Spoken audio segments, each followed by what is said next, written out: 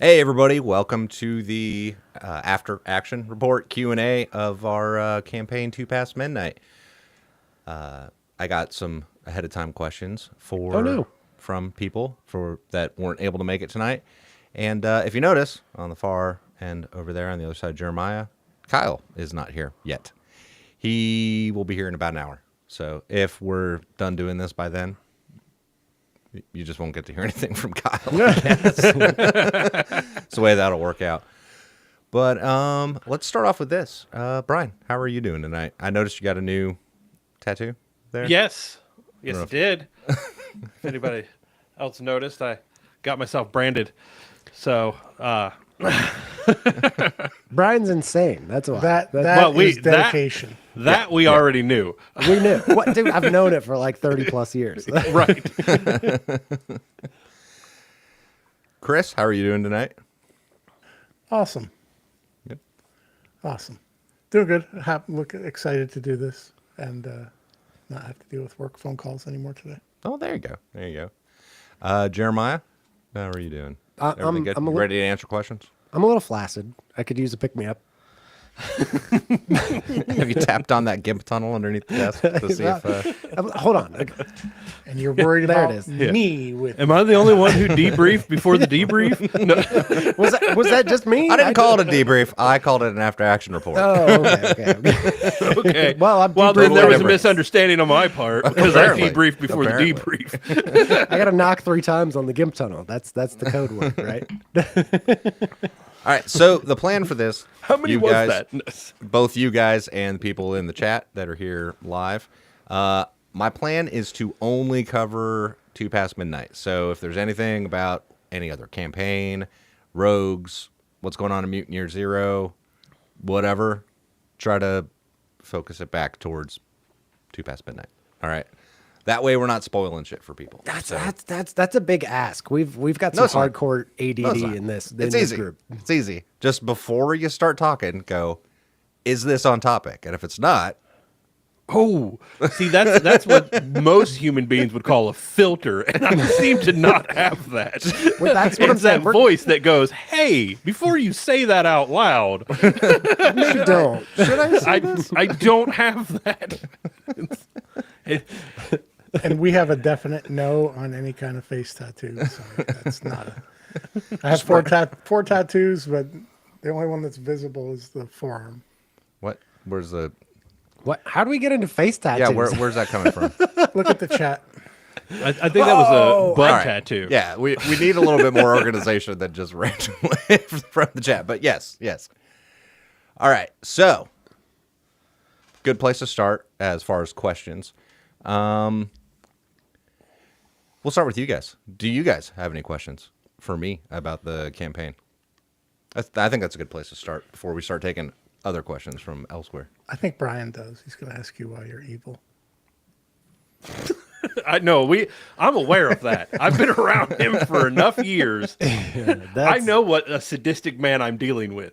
Yeah. That's what makes him such a great referee. It really is he is willing to turn the knife just enough to make it fun. and knows what buttons to push on people. Which is, I mean, it elicits an effective reaction, because there were definitely times where my adrenaline was legitimately pumping throughout the campaign, where I was just fired up, and I'm like, my fight or flight just kicked in, and I'm like, ah. And then when he's benevolent, which is actually more often than we give him credit for. Yeah, we don't give him credit. We're always like, oh, see, he's not so bad. It's part of the scam. By the way, none of that was in the form of a question, so it's incorrect. All of that is incorrect. We did. What is this? Were Fucking we Jeopardy? playing Jeopardy? Yeah. Apparently we are. New rules. There is a child in. One moment. There's small people around my chair. All right, Yeah, so I just see fingers. She said hi, everyone. Hi, hey, Charlie. Char Char. Char Binks. Man, Sean just gave us great praise. Thank you, sir. All right, so I guess since Jeremy popped out real quick. Yeah. Go ahead, Well, Brian. okay. So as far as a question for you, Adam, it would be you had 3 years of basically letting us sandbox around, and I know that you in prior campaigns and stuff, you had been very much on like pre-generated material with like the Pathfinder and those kind of things with the what was the major challenge with going into a sandboxy thing to where you had to improv so much more of the story than have it pre-written? Was that harder or easier? Actually, just for reference sake, I did run a completely, not so much I mean, I guess it was but the Starfinder campaign I ran before we started doing the podcast was pretty sandboxy, and I kind of made it up from session to session. You know what I mean? But I would prep a heck of a lot more in between sessions than, I necessarily did for this. Well, this, and with a the Starfinder and Pathfinder system, it's a little harder to just kind of wing it based off of just the way those systems run and work. So, well, I mean, for me with this one specifically, like it was a lot more just following what you guys were doing, and then kind of sitting back and thinking about whatever happens, like whatever encounter cards came up, whatever kind of shit like that you guys would decide to do, and then try to connect those dots of shit that had happened previously. So that was really what I did in this one. Well, then that is a masterwork as far as that goes. I have a related comment and question, actually. The comment is, I give you credit for being able to adapt when we just completely take a right turn that is unexpected. Because we've done that a ton of times. The question is, what was the instance that you were like, holy fuck, I didn't plan for this? Well, so you remember when episode 1 started? And then we went all the way through the campaign, the whole thing. No, the whole thing. No, I think when Emmett decided to kill, what the fuck was his name again? I'm drawing a blank. Valentine. Yeah. Valentine. Yeah, that was one of those moments of like, oh. Now, did I expect something like that to happen? It was a possibility at some point, but it was like in the moment I was like, oh, okay, but I wasn't going to stop it. I was like, all right, yeah, let's see how this plays out. Where they go from here, I don't know. That was so necessary too. Well, it felt right in the story, but at the same time, we had all discussed long before we ever like really started even recording or anything. Like, you know what I mean? Yeah. PvP is a dangerous place to go. And even in the episode, I left in all of our conversation of like, all right, hold on, like let's like really think about this for a moment, like what we're about to do, because I do generally frown upon PvP, like for no reason at all. It was like, it better be a damn good reason, and that just felt like a moment for it. It was like this. It was a good. This reason. Makes sense. It was like this makes sense. It was a good reason. Playing the character. Yeah. It was probably the right thing to do. Yeah. All right, you guys want to move on to other people's questions? Yeah, sure. Absolutely. Yeah. All right. There's a lot of chat going on over there. Yeah, look at Sean's comment. That is awesome. Yeah, there's a bunch in the chat, but I've also got the pre ones that people sent in, so I kind of want to check with those first. Like, I'm going to bounce back and forth. So, no, I'm going to skip that one for now because that's a me question, and I don't want to answer that. Yeah. No, there's a reason why I'm skipping it. Like, what was everyone's favorite character moment that you had?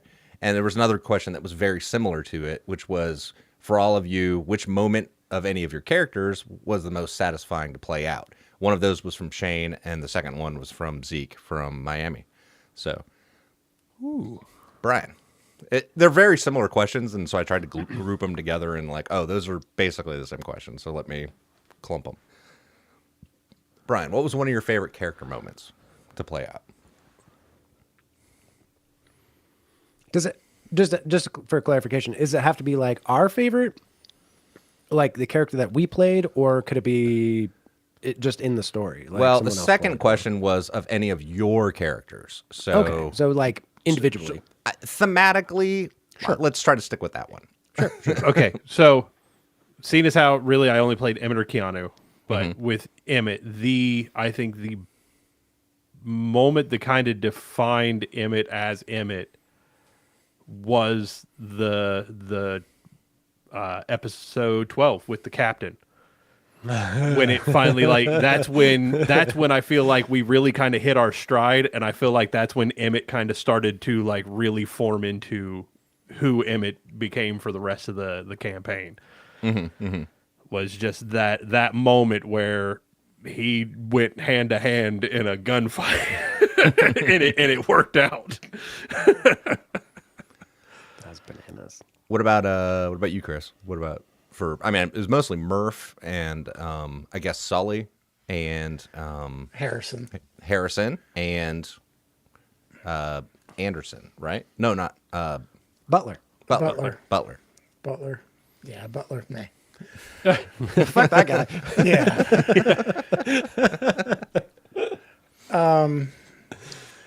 So, like, satisfying was one. And for me, last episode, finally fucking killing Yuri. I thought that was like very satisfying for Murph.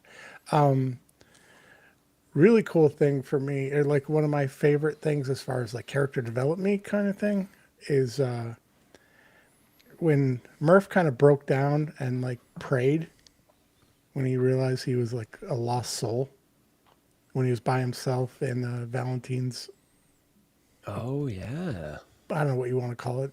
The hideout. Yeah. And he was like by himself, and like he broke down and like prayed because like he realized that he was just like lost himself. So I thought that was fun, and that was sad. Like that was a good moment for him, I think. And I just loved playing Harrison in general. Like playing him made me happy. I don't know if that makes sense, because he just had he was like a good person. He was Forrest Gumpy. Other than just trying to steal the Humvee. And Yeah, but I wasn't playing him when he did that. Also, That's fair. Also, the other guy was kind of like his buddy. That Austin dude was a douche. Yeah, he was. Yeah, and Harrison was a follower, right? And I loved all the interactions with Harrison and fuck, why am I blanking? I just had it and it just popped out of my head. Stanislav. Yes.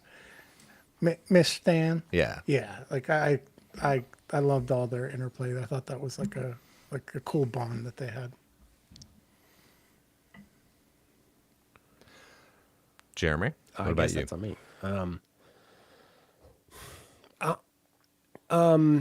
For me, one of my favorite ones to date is still when Jacob breaks down.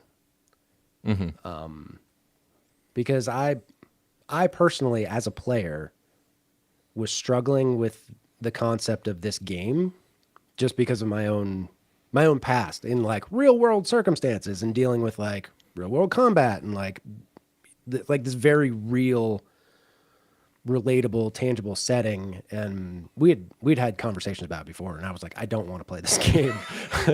I don't want to fucking play this game. And in that moment, like it was really real for me, just as a person, and that and in that it was kind of like, oh wait, it's okay to play this game. It's okay. Like it'll sort some shit out. It's okay, and then going from there. And then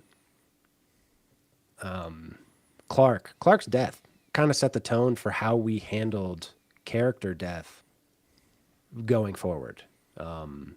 I think that was a really, really important moment. It sucked because I really liked that character and I wanted to keep playing him. But I think it was really, I think it was an important moment for the story, and like how we approach the game. And yeah. And honestly, Stanislav, I fucking love that character. I fucking love Stanislav. He was amazing. His story arc is honestly beautiful. It's tragic in the way that it ends, but it also has this like beautiful ending to it where it's like, even he's just like driving down the road, like it could have stopped with like him and Harrison driving down the road, and it would have been like, oh, it's a happy ending. Like that's it. It's like driving off into the sunset, but we can't carried it have a little that. bit farther. But yeah, I think those are some of my favorite moments. I played too many characters. Anna's story. I really liked the finale of that one. That one was good times. That one put a big old smile on my face. That one was just fun. Real quick, I love how Jeremy always breaks the rules. I said Every moment. single time. Moment. Yeah. And Jeremy goes down a list. Look, I played like 9 fucking characters. I can't pick one moment, right? I'm guilty of that too. But I did want to interject with something that he brought up. I thought the way that, and Adam, this was your idea, and I thought it was brilliant. God, I'm kissing your ass today. Character deaths with like the death scenes, I thought were awesome for everybody. Like I just thought that concept was really cool, and the way that they all played out was really cool. Also, follow up to this. I was going to dive into this one next. And then I want to get to some of the live questions. But what was the best or most fun part of the campaign, and what was the most difficult part of the campaign? And I figured you guys kind of touched on some of those with some of Jeremy's answer and Chris's answer too just now. I was like, not the fun part, but the most difficult parts was what I was thinking. But that was Jim from Pittsburgh. Oh, thanks. For me personally, it was the realism. That was the most difficult part of the campaign. But it was also a thing that, like, lunchtime conversations with Adam, it would be like, dude, we can't just, we've used it a lot. We can't cheese dick like these stories. Like, they're real. We have to treat them like they're real people. Otherwise, it doesn't mean anything. And try to show those. At least try to dive into some of those real life experiences. So that was a little tough. Chris? I'll let Brian go. Okay, Brian. Brian's been on the sideline for a minute. Most fun parts of the campaign and the most difficult parts of the campaign. I mean, honestly, I have to agree with Jeremiah. I mean, I don't have any of the like actual like combat, but just bringing my own life experience and trauma into the world, as a father and those kind of things, and as a son, and I brought a lot of real life stuff into who Emmett was, and that's why I feel like Emmett was such a dynamic character. I tried to make him that way. Is he wasn't without his own flaws, and he wasn't without his own past that he was still trying to deal with on his own. And yeah, just bringing the realism to these characters really made some of the scenes and moments difficult to actually deal with. Chris? You didn't get you only did the bad, not the good. Same. Yeah. Getting to work out those Most fun those same things. and most difficult. They could be the same thing. I mean, Yeah, I don't want to be redundant, but it's a little bit similar, but not. I mean, everybody jokes that Murph was Chris. You named him Chris. his name was Chris. Literally Murphy. named him. Yeah, but it was a phone name. And that he I was from used. Boston. This is true. Yeah, but I think Murph was darker than me for the most part. There's some of that there, but like, it is weird. Like sometimes, like when he was in a dark place, like I would feel like, ugh, after. I don't know how to. But then when I was playing Harrison, I was like, like, so that was a good balance. But what was really hard, and I know how much you hated it. Was when you played back and forth with the two? Yeah, going back and forth with the different voices and inflections and all that. To your credit, you did an amazing job doing amazing. that. It's one of those things where it's like watching It's somebody silly. talk to themselves. Yeah. Like, It's like I'm sure for the audio, it was fine. But like sitting here watching somebody do it, it's like, this is absurd. yeah, it's absurd. Like, this is absurd. But you did a really good Yeah. job because, like, just sitting there listening to it, it's like, oh no, this sounds like two different people. Like, you I did really appreciate good. that. Thank you. I appreciate that. But yeah, that was, and Harrison's voice has stuck with me. I know we don't want to talk about another show, but I did it once. What other show? There are no other shows. Yeah, I did it once on another show, and I was like, God, get Yeah, get out of that. But yeah, that's one of the most fun things for me was playing Harrison, to be honest with you, because of he was like positive for the most part and like innocent and happy and just wanted to do the right thing and be good. And that's the opposite of Murph. Go ahead, Jeremy. I was just going to do like a happy moment because I did a lot of dark ones. Yeah. Happy moment. One of my happiest moments playing this game is Merrick standing on the porch in his BBDs and boots with a fucking Dragunov rifle. And he's just like, do you want to fuck with me? Like that whole scene. Like I was dying laughing by the time that was done. It was amazing. It was so much fun. All right, I want to do some of the live questions. Everyone's favorite scary movie. Quick, Brian, favorite scary movie. Killer Clowns from Outer Space. Chris, favorite scary movie. Oof, I'm not a scary movie guy. Next, Jeremiah. No, I'm just kidding. Sit around. I don't know. Is it considered like is Alien or Aliens considered scary? Yes, I would absolutely. say Alien is a scary movie. Aliens is an action movie.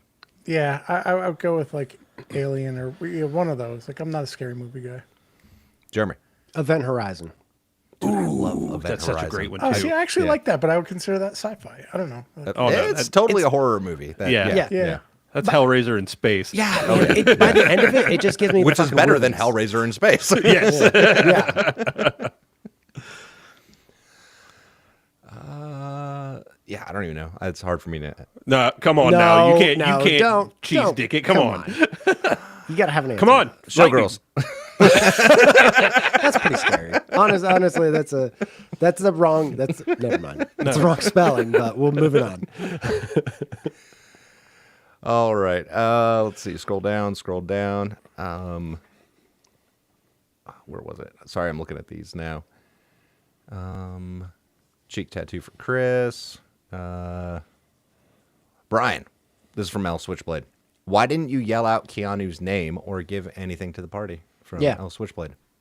I'm assuming they're talking about the finale. Yes. Really, when I thought about it, because of how the whole situation played out and trying to play it as realistic and method as I could, I had just run like 500 yards, dead sprint, popped out of the woods. As soon as I popped out of the woods, I see Keanu. I never stopped running after that. That's fair. That's okay. Yeah, Like, yeah. I mean, because I know it feels different probably to the listener at that point because there was an episode break. But if you think about it, he ran 500 yards, popped out of the woods, saw Keanu, never stopped running. So there wasn't any yelling, there wasn't anything. It was just still pure adrenaline running. Like I just now made it to combat. There's Keanu, and still just kept hauling. So it wasn't like yell out, blah blah blah. That was to me. That would have been me trying to meta the game, and really in real life, I mean, Emmett was already full-blown sprint. He had already blown right past Bruce, who was crawling the other way, right on past him. Like, I didn't do a medical check or anything.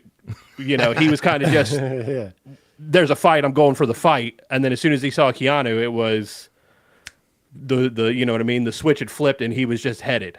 So there was no, hey, it's my kid. There was none of that. It was, I've got to get to him.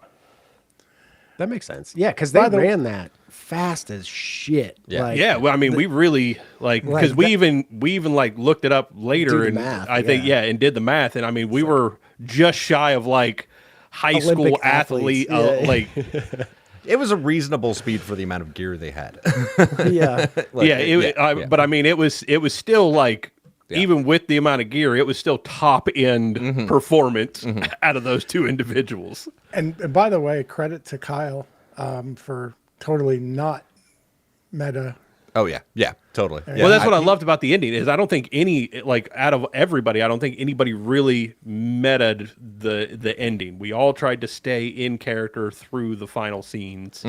Yeah, but And I totally thought Murph was going to die going to try to protect Emmett, but that he was going to be fine with that. If I'm going to go down, I'm going to go down with my boy.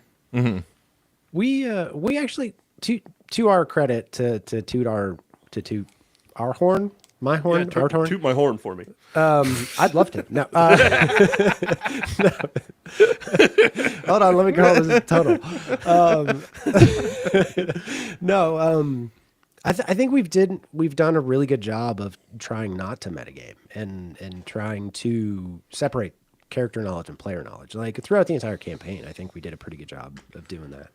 Yeah, I in all honesty, I really think Kyle's the one who set the tone for that. But Kyle did set the tone for that the first time he ran through the tripwire. Yes. Like he did like that when he went up to see. He's like, I don't know it's there. I was like, I don't know it's there. Thank you And so he much, runs Kyle. through the Like, tripwire and it just And I really feel like after that, every single one of us said, "Okay, that's how we're playing this." we run through the tripwire. Okay. Yeah, I mean, that's the only honest way to play a game is to accept. But that's also the thing is those failures and those. There's this theme where everyone thinks that what makes a story interesting is the heroic moment from success, but like failures make it just as interesting, if not more. It's like I mean, the it's failure makes the success more worthy. right. Yeah, Yes. it's like the balance between the two. It's like It's Well, like and then you have to deal with sometimes grief, right? The characters have to deal with grief. The characters have to deal with the repercussions of the failure Right. and all of that. So that makes interesting story too. Although there was one time that Kyle yelled at me because I did something, and he's like, "Hey, why didn't you remember?" I don't remember the specifics. And I was like, "I don't think Murph knows that." Yeah. I'm not saying that not metagaming doesn't create tension sometimes, because it does, but that's also what makes it interesting and amazing Valentine. at the end. Yeah. Valentine was a little bit of metagame in there, but it was a balancing act in that one. I'm going to skip down and go back to this other one. Sean Chrisman here said he listened to almost every game we've run. He's also run Twilight 2000, Call of Cthulhu, Mutineer Zero, and he said we run one of the best actual play podcasts on the Webernet. Yeah, that was awesome. I love that. Thank you very much. Sir. Also, Delta Green and Cyborg were awesome. I want to play more Delta Green. I would love to go back and play some more Delta Torture Green. us some more. I Yeah. love that game so much. Here's the thing. Like, me as a GM, I love really grounded games, even if there's like slightly more fantastical stuff added, like with Mutineer Zero, like I like it where it's like still grounded with human beings, like I think that makes for a more interesting story. Jeremy, Anna's epilogue. Elswitchblade wants to know Anna's epilogue. Briefly. Wait, isn't there a possibility that will become a thing? What? That's What why happens to these people after? I don't necessarily want to give too much away because I have ideas of what. He was literally texting me the other day about some ideas for what Anna's up to. Yeah, And I was like, I don't know if that's. We'll think about it, but it was one of those moments. It was like I was in the shower and I had like a shower thought and it was like, holy shit, this would be so fucking cool. And please put pants on before you FaceTime me. no. But as far as Anna's epilogue, her goal now is very much kind of what she did in those last several episodes. Like her motivation has always been to create a better world, and now she kind of sees herself as a cleaner, if you will. So she wants to make a better world, starting in Poland, and she wants to start getting rid of people that are a threat to the greater population for whatever reason. Like, I don't know, putting people on crosses and setting them on fire and shit. Like, that seems like you gotta go. That seems a bit far. You know? Admittedly, putting on crosses and setting on fire. The setting on fire part was an added addition to the Right, lore. 'cause that's like worse. that wasn't in the book, and I think I added that because it was like you see smoke, and then somehow that kind of evolved into and they're lighting him on fire, you know, in a very sandboxy kind of way. So her goal is to defend the defenseless by starting to take out the offenders through espionage. Major Winkler, we forgot about that one. Anyway, Major. Sean Chrisman had also asked, how did we really feel with Kyle's actions in the last episode without ruining? Ruining? We basically Without touched spoilers. on it. Yeah, Like yeah. he was awesome by not being meta. Yeah, yeah. Fantastic. Yeah. I could not applaud him more Yeah, yeah, I know, right? for not metagaming. Like it's like he's the one that killed Keanu. Yeah, Like he's the reason Keanu died. yeah. That's crazy. Fantastic. Yeah, fuck Yuri. Yep. Here, yeah. Absolutely Doug. fuck Yuri. Yuri's one of my favorite villains I've come up with because I was like, I wanted to make someone that was believable. You know what I mean? That had like very believable goals, and it was like he was rational about his goals, and it wasn't like he was just like, I'm this evil mastermind. It was like, no, he had like a He lacked a certain amount of morality. right, yeah. It's I feel like every time his name came up, Murph would just stew and be like, why I know, did it I was kill so that great. motherfucker when I had the chance? Dude, that was such a fucking cool missed opportunity of like hunting him at the castle. It would have been so fucking cool. All right, so I want to go to a pre-written question now because you guys have just brought it up. There's been a couple times I'm like, oh shit, that's a pre-written question. Like this is on topic sorry. of it. Sorry, No, but- it's fine because Jeremy touched on another one earlier, but I'm going to get back to that one. Okay. But this one, was there ever a planned large-scale showdown with Yuri? Example, at the castles mentioned way back at the village. That was by Shane. And he also, like, what happened behind the scenes to boot Yuri from the castle. So, What did happen behind the scenes? see, that's interesting. Yeah. Well, the first part of it was there wasn't a plan, quote unquote, but there was I might have to plan, quote unquote. Because we talked about it. You talked and then- about it. And then Yeah. we went sideways on Yeah, and you went a some- different. Yeah. So then I just didn't have to plan it, and that's kind of the way I ran the campaign. Was I didn't plan shit I didn't have to. You know what I mean? Like I would think that I would maybe have to. You know, at some point, but if you guys went in a totally different direction, I didn't worry about it because I didn't have to worry about it. I can't remember. What was it that we decided to do instead? Go We went to find Keanu. Yeah, go find Keanu. Yeah. No, because there was like No, a, because Emmett was like, I'm not here to kill every bad man in Poland. I'm here to find my son. I'm out. Yeah. That was like, Everybody at the village was leaving the village and Yeah. headed towards Krakow, right? Like that was the Father Roberts and that whole thing, and they were going to leave and go to Krakow, and you all kind of went that way also. But Major Winkler had seen the tank with the horns, and Emmett was like, I want to do that, and yeah. that was it. It was seeing the tank with the horns. Yeah, Like yeah. I meant, like I knew we went to go Yeah. find Keanu, but there was like a specific thing, and that's what it was. Okay. Now, for the behind the scenes, what happened? There was the other Soviet force that was over in Parzhuf that Yuri didn't get along with, that had the artillery, that you guys had been hit. That was what happened at the castle. Was he was having a like spat with them. You got like no idea that's what was happening in the background, but that's the general gist of what happened in the background. So, that's a pretty vague answer, but that's what it was. So there you go. It was the Parzhuf people. So, because he even mentioned it too, because the tank crew had asked him about that, and like someone else had asked, and he even brought up that wasn't his kind of people, you know, and it was kind of this like they weren't really on the Vague. same side, you know. So yeah. Kyle, have you maintained your friendship with Brian, having murdered his imaginary child? We'll skip that one.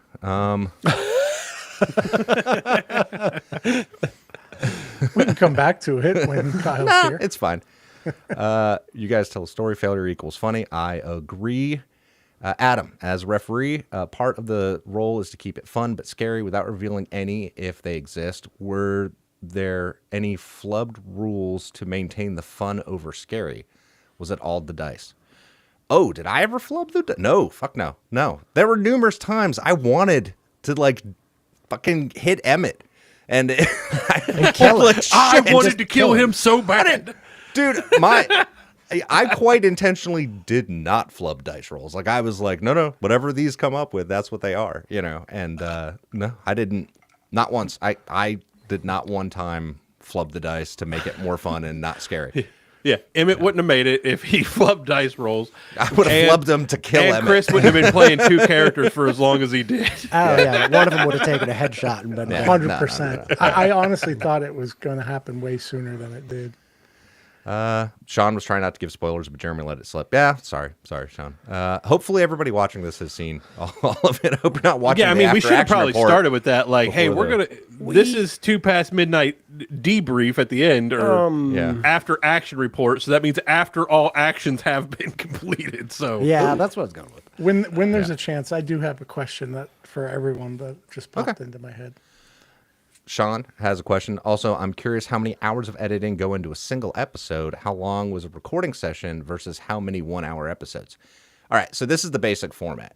If you ever watch the Rogues, like when we do it live, that's usually how we record, right? We'll record for about an hour and 15 minutes. That gets trimmed down to approximately an hour, and then and even then that's kind of ballpark, but somewhere between an hour and 15 minutes gets turned into a 50 to 1 hour episode. Editing wise, it takes me about an hour and a half to edit out all the clicks and bumps, and then 2 hours of listening through and taking out weird noises and dumb jokes that don't work, or whatever. Clarity.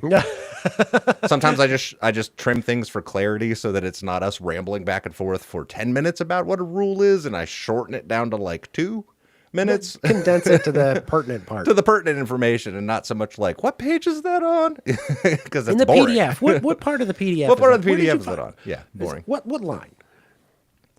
But I would think ballpark, we are online from at least Central Time, 8 to 11:30, 8 to 12, so like 4 hours. Well, yeah, but we really don't start doing anything till about 9. Yeah, I understand that. I understand that. But I'm just saying, like, we're typically all together for about 4 hours for 2 right. hours. There's usually about 15 minutes or 20 in the middle. That's hey, we got to pee. Yeah, like any other normal gaming group, it's like there's a bunch of the time of us just sitting around, and like a lot of that's also audio checks. I mean, making sure everyone's shit's working, their cameras are working, their mics are working, and all that crazy shit. L Switchblade said he thinks he started noticing the PTSD clip after about 20 episodes. Was there a specific instance that caused you to introduce this?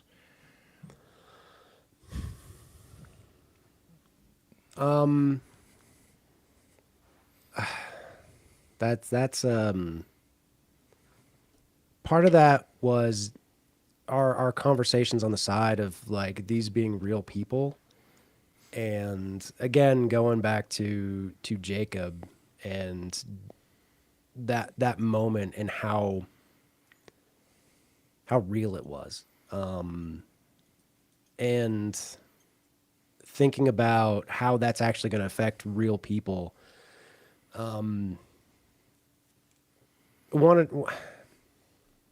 Wanted to provide an option for people, or at least get it out there to, like, if you are dealing with these kind of issues, please seek help.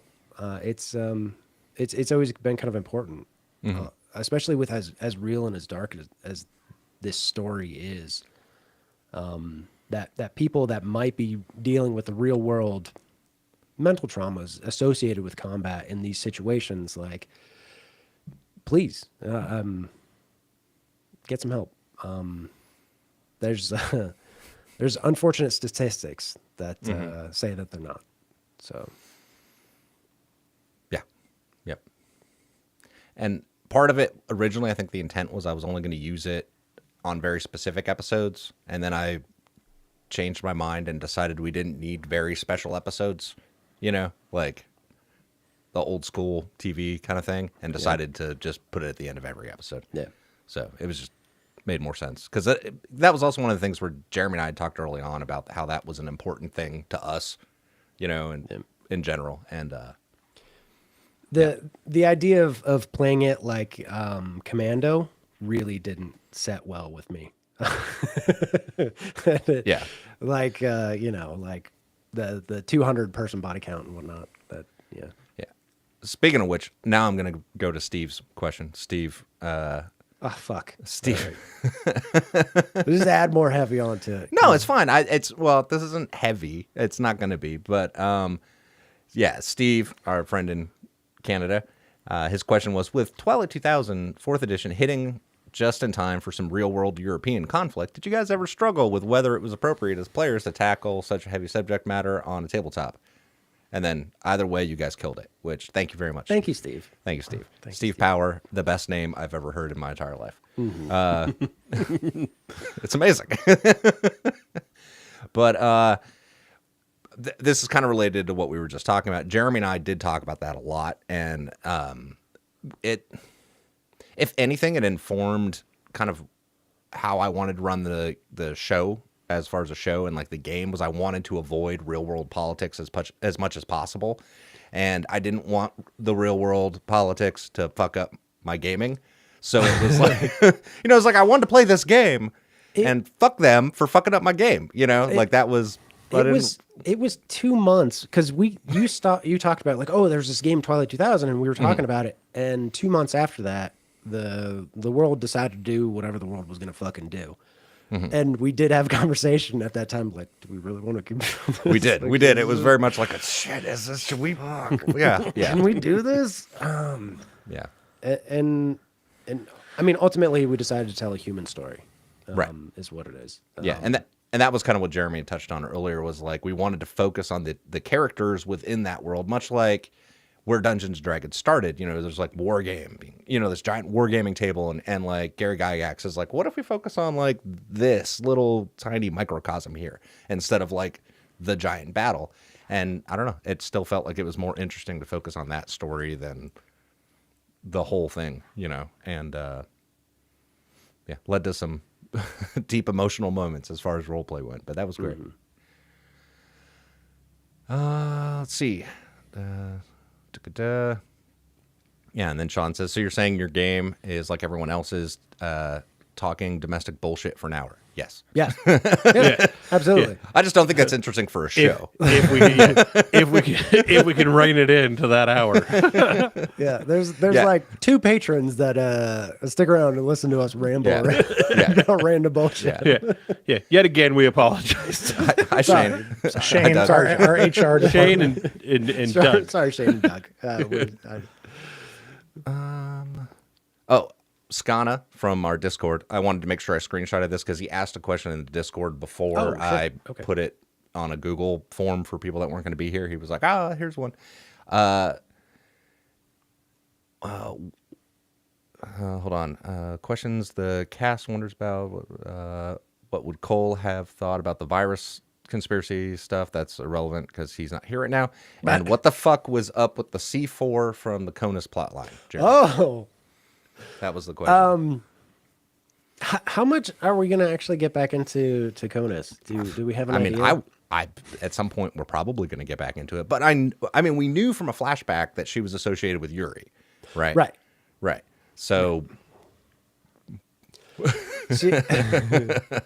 who knows? Natalie's given name is Nastasha. So take from that what you will. There you go, Sean. I was trying to keep things spacing wise appropriate. That was just Jeremy and I are extra white. Ooh. Right. Hey, fatties. I work really hard. All right. Brian, which machine gun was Emmett's favorite? The one that worked? I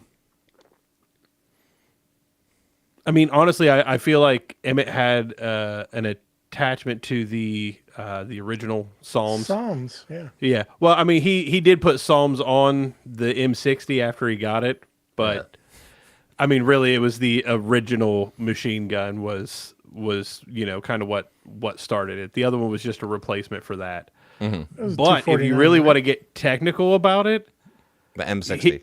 No, it was Clark's revolver was the gun that meant the most to Emmett. Yeah. That's why he never let go of that one. Yeah. And he only shot it once after that. Oh, and he killed Yuri with it.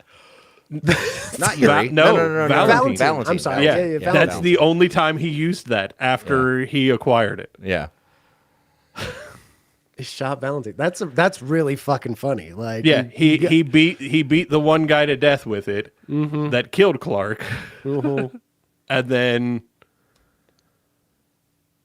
then he only shot it that one other time. All right. Another question from one of the earlier questions was, if Jacob reunited with the group, like, would he have like enjoyed Krakow Men? That's from Shane. dude, like he actually like at some like he made it to Krakow, man, and he's like, dude, the fucking bunker's fucking cool, man. Like they have the best beer, and there's this like girl in the back, like, dude, if you want some whippets, you know, like, wah, wah, wah, wah. All right. How much damage was done to the BTR we didn't know about when he was dumping rounds into it? Which one? Wait, The- the one that ran over, Yeah, the one that ran everybody over. Yeah. Wait, ran over Emmett, right? Yeah. Yes. Yeah. People had been hit inside of it, right? So they had taken damage, but I mean that's reduced by the armor rating, so it wasn't doing much. Some of their ammo had been taken out, and there were some other problems that occurred during that. But like, I mean, it didn't really. It wasn't enough that it was gonna destroy the BTR. Yeah, but one of the things saved the party because Right. one of the things was the radio, right? Right. But right. Yes. Yeah. The fact that the radio got taken out, like that was, that was very important. But I mean, yeah, it took damage, but the main thing, what they were kind of like, fuck, our radio's out. We're out of ammo. We're just getting shot at. Let's get the fuck out of here. You know? So Run over that dickhead while we're on our way out. That was before they decided to get the fuck out. That was before. Dude, they were like forward, back, forward, just running over the body left. Yeah. and Good right. thing the ground was soft, huh? Yeah, honestly, I'm not sure. I was keeping track of it at the time, but they really, I mean, weren't doing much to it. Like the few times when there was enough to do anything to it, it was like the damage was getting reduced so much before it got through the armor, and it was like, all right, well, you know, this takes a point of damage, you know, like, oh no, the engine block took 1 point of reliability, you know, so that I think it took maybe 2 points of damage, but not enough that. But not enough that it did anything real to it. Let's see.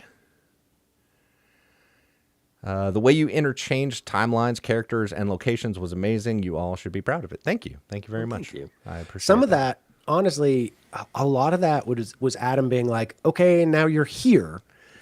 What do you do? that was hot And it potato like, fuck. sometimes. Yeah. Yeah. Adam was, we played a lot of hot potato, role play hot potato. Which actually, you know what? That made the campaign fun. Because then it was like, okay, you were this person, now switch characters. Who the fuck are you now? And like trying to get into that. That was a fun challenge as a role player. That was And fun. not being able to think about it ahead of time, right? You had just to Yeah. go with your instinctive response, Yeah. which was cool. Well, and I thought it was a beautiful way to handle, like when certain characters couldn't be there and things like that. A lot of times, that's when you would be like, okay, well then we'll just steer off into this story real quick. That's where it started. Yeah, that's 100% where it started. Yeah. Yeah, that's where Lieutenant Kim died because he was like player fiat. It was like, dude, I can't make it for like several episodes. Yeah, that exactly. Yeah, well, because we had done the tank crew, because I was like, oh, I think it'd be really cool to like show what's going on with Keanu. You know what I Yeah. mean? And then that came up, and then all of a sudden, like there was, I don't remember who wasn't going to be able to be there, and I think it was you, Jeremy. You weren't able it to was be me. there, and I That's was why like, Lieutenant Kim all right, died, let's do some. I'm going to kill off Lieutenant Kim, and then we'll run tank crew stuff. Well, yeah, and then that's also what created Conus was Kim died because Jeremiah was having a baby. Yeah, Conus yeah. happened because I was having a baby. Yeah. Because I was like, not oh, going no, to I be have to- one up by Jeremiah. I have to take care of this child. So Then it To was just not like, be outdone. Oh, I'll just have another one too then. Yeah, at the same time that you were out, I don't remember what it was that I had to do. yeah, there was something else, and so then it was just Jeremy and Kyle, and I was like, all right, well, this is what we got for Conus, is just these two. Yeah. but Conus was still lots of fun. Like yeah. Yeah. No, I thought it was interesting, and I would love to revisit like all of that. Yeah. You know, like in the future. I think that'd be That fun. was a really fun storyline. Yeah. The only thing I did on Conus was to create a character that never got involved. No, it's the other way around. Every time a child's born, a PC dies. It's backwards. It's the other way. Yep. Yeah. Yeah, because otherwise Jeremiah would have like 13 children. I would have a lot of kids. And I don't. I've got 13 kids now. All right. Who likes baseball? Not you. All right. So the campaign spreading 3 years, very few interruptions to the flow. Yeah. Well, I mean, there were interruptions. It's just Yeah. Like we were saying, it. It happened behind the scenes. Yeah, they were all behind the scenes, and I tried to like. That right there is at all Adam's wizardry as being able to one, make the story continuously work, two, be able to make episodes where episodes weren't happening, Oh my god. and yeah. and to be able to smooth over the seams in between what was going on in the real world to make the story seem that Yeah. way. But seriously, Adam, you don't get enough credit for how well you tailored the episodes. Honestly, that's like I'm aware of the voodoo magic that you do behind the curtains, and Voodoo doo doo the you doo doo. yeah, and honestly, it's really good. It's really not that much. I really don't edit that much. It's like I just kind of paste it. When you juggle, like, oh, this part should actually go before this part to make the story concise because it, happened in this way, and like, you've done that on more than one occasion to actually edit it and cut it. Well, the other thing, like, to make when it concise for the audience. Yeah. the other thing, when you had to like adapt to people not being there, it's not like, hey, I'm not going to be there next week. It was Last minute, it's 15 minutes. 15 I'm not minutes gonna be before there. we're going to be Yeah, yeah, and it's like someone's not here, and I'm like, oh my god! All right, let's make Fuck, this what do we do? bullshit up. Hey, Adam, I'm sorry, but my house is on fire, so I can't come play games with you guys. What the fuck is happening in the I don't chat know. over I there? don't know. One person turquoise wizard? What is happening? I think how Switchblade might have got hacked. I don't know what's going on. No, the fun thing is I like that for the Rogues campaign that I've changed it up where it's like when someone's missing, it's like, all right, now you guys get to play their character if they die. It's on That you one's guys. fun. Like I do like Yes. that. I like how That's we do really that now, fun. but That is, that was a good way to handle that, but Yeah. it worked. And that's why I won't miss an episode. Also, Shane wanted to know what the air velocity of an unladen swallow. I'm sorry, common wood pigeon is. I don't know. Infinite. African or European? Let's see. And the follower from the UK said, "Thanks for a great Twilight 2000 campaign. Thank you for listening. It was amazing, and I've enjoyed 99.9% of it. You're welcome, and the pleasure is all yours. I'm sure there's a 1% part that I didn't enjoy. 0.1%. Yeah, 0.1% at least. At least there's probably a couple spots. I think I got all the ahead of time questions. I don't know if I missed any, but You missed them all. yeah. So any more questions in the chat? You guys feel free to throw them in. What about you guys? As far as like any other behind the scenes questions of things that have happened? I have one. Go ahead, Chris. Yeah. For everybody. Oh, no. Everybody. Yeah. What was the most pissed off you got, whether you expressed it or not, during the 3 years? In while me? recording. No, not at you. Like just okay. in general. Like it could be something that happened in the game. It could be something that somebody did. It could whatever. Like Ooh. that maybe didn't. didn't. I already in my head I have to break the rule because there's two. I have to. I have to as well. Oh no, Chris, you go first though. Since it was That's your funny. I question. only have one. You brought it up, Chris. Yeah, It's you your brought it up, question. so I imagine you have Well, something. This is the What airing made of you mad? grievances. I have things that made me mad. No, this actually is an airing of grievances. Murph shooting trees. Oh, I loved that so much. Yeah, Oh, I think it's made him so mad. my head was about to explode on that one. Oh shit, I forgot the second one. He's so mad he forgot the second one. No. I wouldn't say this. There's another one that will come back to me, but the Murph, whenever he saw Cross going in, like, and having to go into the whole crazy rage and all that, like, I don't know, that it would not only would it come up like, oh, seriously, really, but then Jeremy would be like, hey, isn't there a cross there? Or I have 3 crosses tattooed on my chest. Isn't this a stressful situation Yes. Like, that we are in right now? really, bro?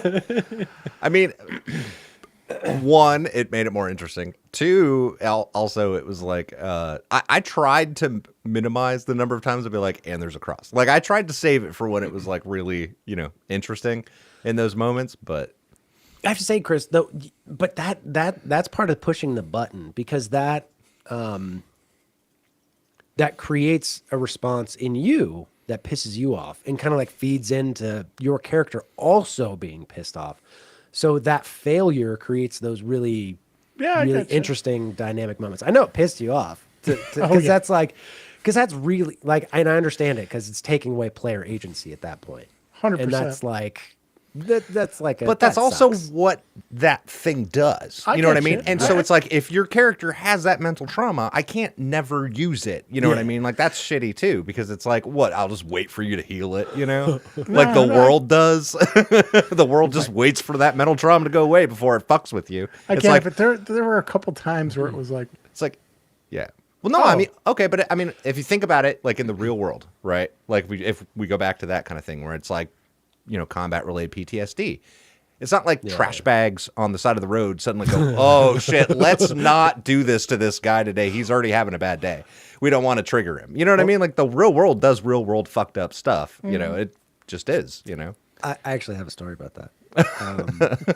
So it was like, actually it was this spring, I think. It was like this last spring. I'm driving on the highway. I'm going to get my daughter from daycare. It has been like fucking almost 20 years, right? Almost 20 years. I ran over a fucking empty water bottle on the highway, and I about had a fucking heart attack. Because I just had that moment of, oh shit, I'm dead. And it was just like, nope, that was just a water bottle. So to the point, Adam, that shit'll just pop up out of nowhere. Well, and that's why I tried not to overplay it. Like it was like, I'm going to use it a couple times for dramatic reasons in very specific moments, but I'm not going to like barrage it, like constantly. It probably felt like I was, Chris, and I'm sorry if it did, but I like the fact that, like, I mean, it never felt, when you would bring it up, it never felt like forced. You know what I mean? It wasn't like, hey, there's some like markings in the dirt and it kind of resembles the cross. Like it wasn't anything that like it was completely out of place where it's like, there's no reason there should be a cross here. And admittedly, when you guys were at the monastery, I didn't one time throw a cross at you. That's fair. There should have been a whole lot. And you were at a monastery, so that's true. Because I was like, I don't want to fuck with that right now. They just got out of the city. Yeah. Let's let keep them the breathe story for a going. second. No, I'm not gonna lie. It also made it fun to have to deal with that. Like it made me mad, but it was also like, okay, he's gonna go fucking crazy. Like when he went after the dogs, and I don't know. There's a bunch of times that that it happened. I will admit, Valentine's tattoos were a combination of Googling like fucking Russian mafia tattoos and fucking with you. So Yeah, I knew that. I knew that, and that's like- one of the times I got pissed off. I was like, oh, that tattoo means that? No, that he's totally got that. Also, And- this will be fun. And on Jeremy's point about me sometimes like intentionally okay, episode 12, right? When the captain shows up, I played that captain in a very specific way because I knew it was going to piss Jeremy and Chris off, and it was going to like hit their buttons as human beings, which is a little shitty on my part, but I kind of forced that encounter in that way, and I don't feel bad about it at all because that we was don't amazing. like authority or incompetent officers. Oh, yeah, okay. But they're being thrown into the meat grinder because that's all that was going to be. But yeah, so no salt. No, I thank quite intentionally, well, because the way that encounter card is, like, it was like a, you know, it was set up in such a way that, you know, that was why I played it that way. It was like, But you know Poking. what is funny about that is I almost would have expected myself to have lost it and created the combat. But it wasn't Murph. Nope, I mean, it was Clark. it was kind of a toss up at that point. Like, it was Murph and Clark Clark just at that rolled point. first. Yeah. Yeah. So he just got higher on the initiative card. That was Yeah. Yeah, well, I was but still Murph surprised. wasn't actually given like a direct order. It was Clark of get out of the vehicle. Yeah. yeah, I'm not gonna do that. Yeah, that was the catalyst for war. Murph was still I'm not angry. getting down from here. Murph was still angrily trying to reason with him. Yeah. That's why also He it was got just to a trying point to where I was subdue like, him. we're past conversation and I'm just going to start counting down. It was like, nope. When I get to 1, we're going into initiative. That is where we're just trying to subdue you came from. Yes. I love that so much. You fucking idiots, we're just trying to subdue you. Yeah. After he was already paralyzed and the captain was already dead. That's We're not just trying too to high. subdue you. That's not too high on the list. But the dealing with the paralyzation wasn't fun either. Yeah. Yeah.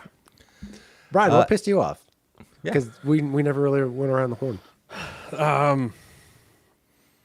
What pissed me off? By the way, as soon as Kyle logs in, I'm going to be like, all right, good night, everybody. Anyway, fine, continue. Perfect. Okay, that's fine. Perfect.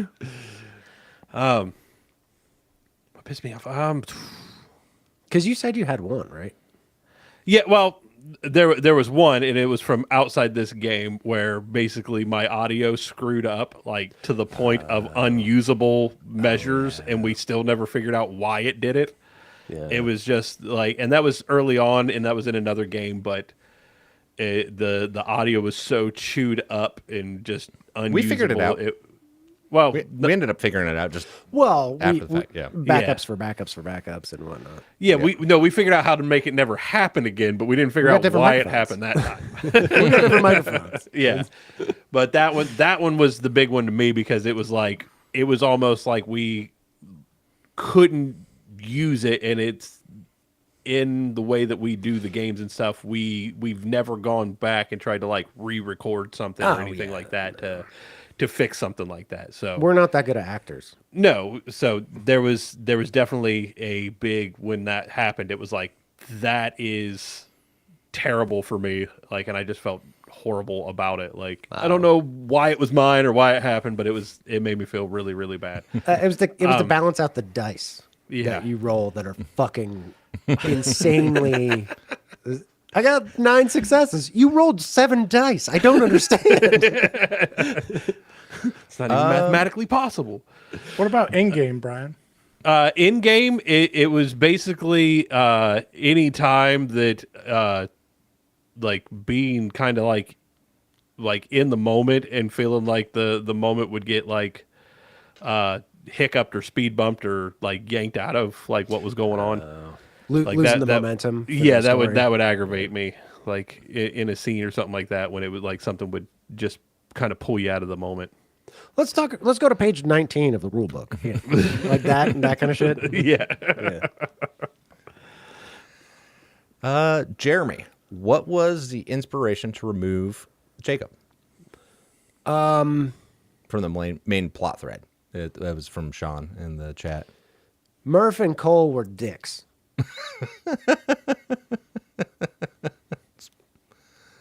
Okay.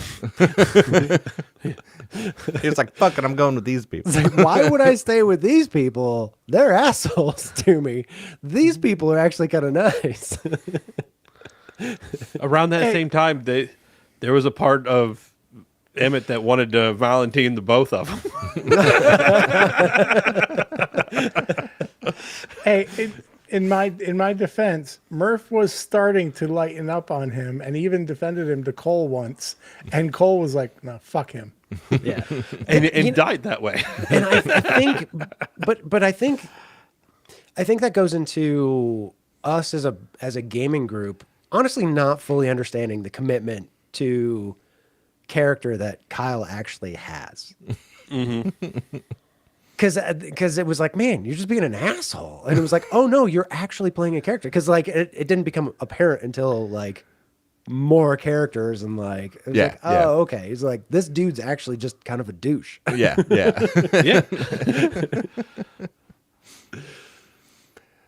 Cole was fun. That was, yeah.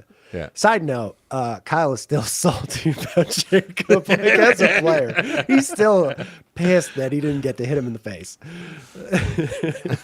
Literally every time his name comes up, Oh, yeah, Kyle he's says something to the effect of "fuck Jacob." Yeah, fuck that guy. I want him dead, something like that. Yeah, something. Yeah. Yeah.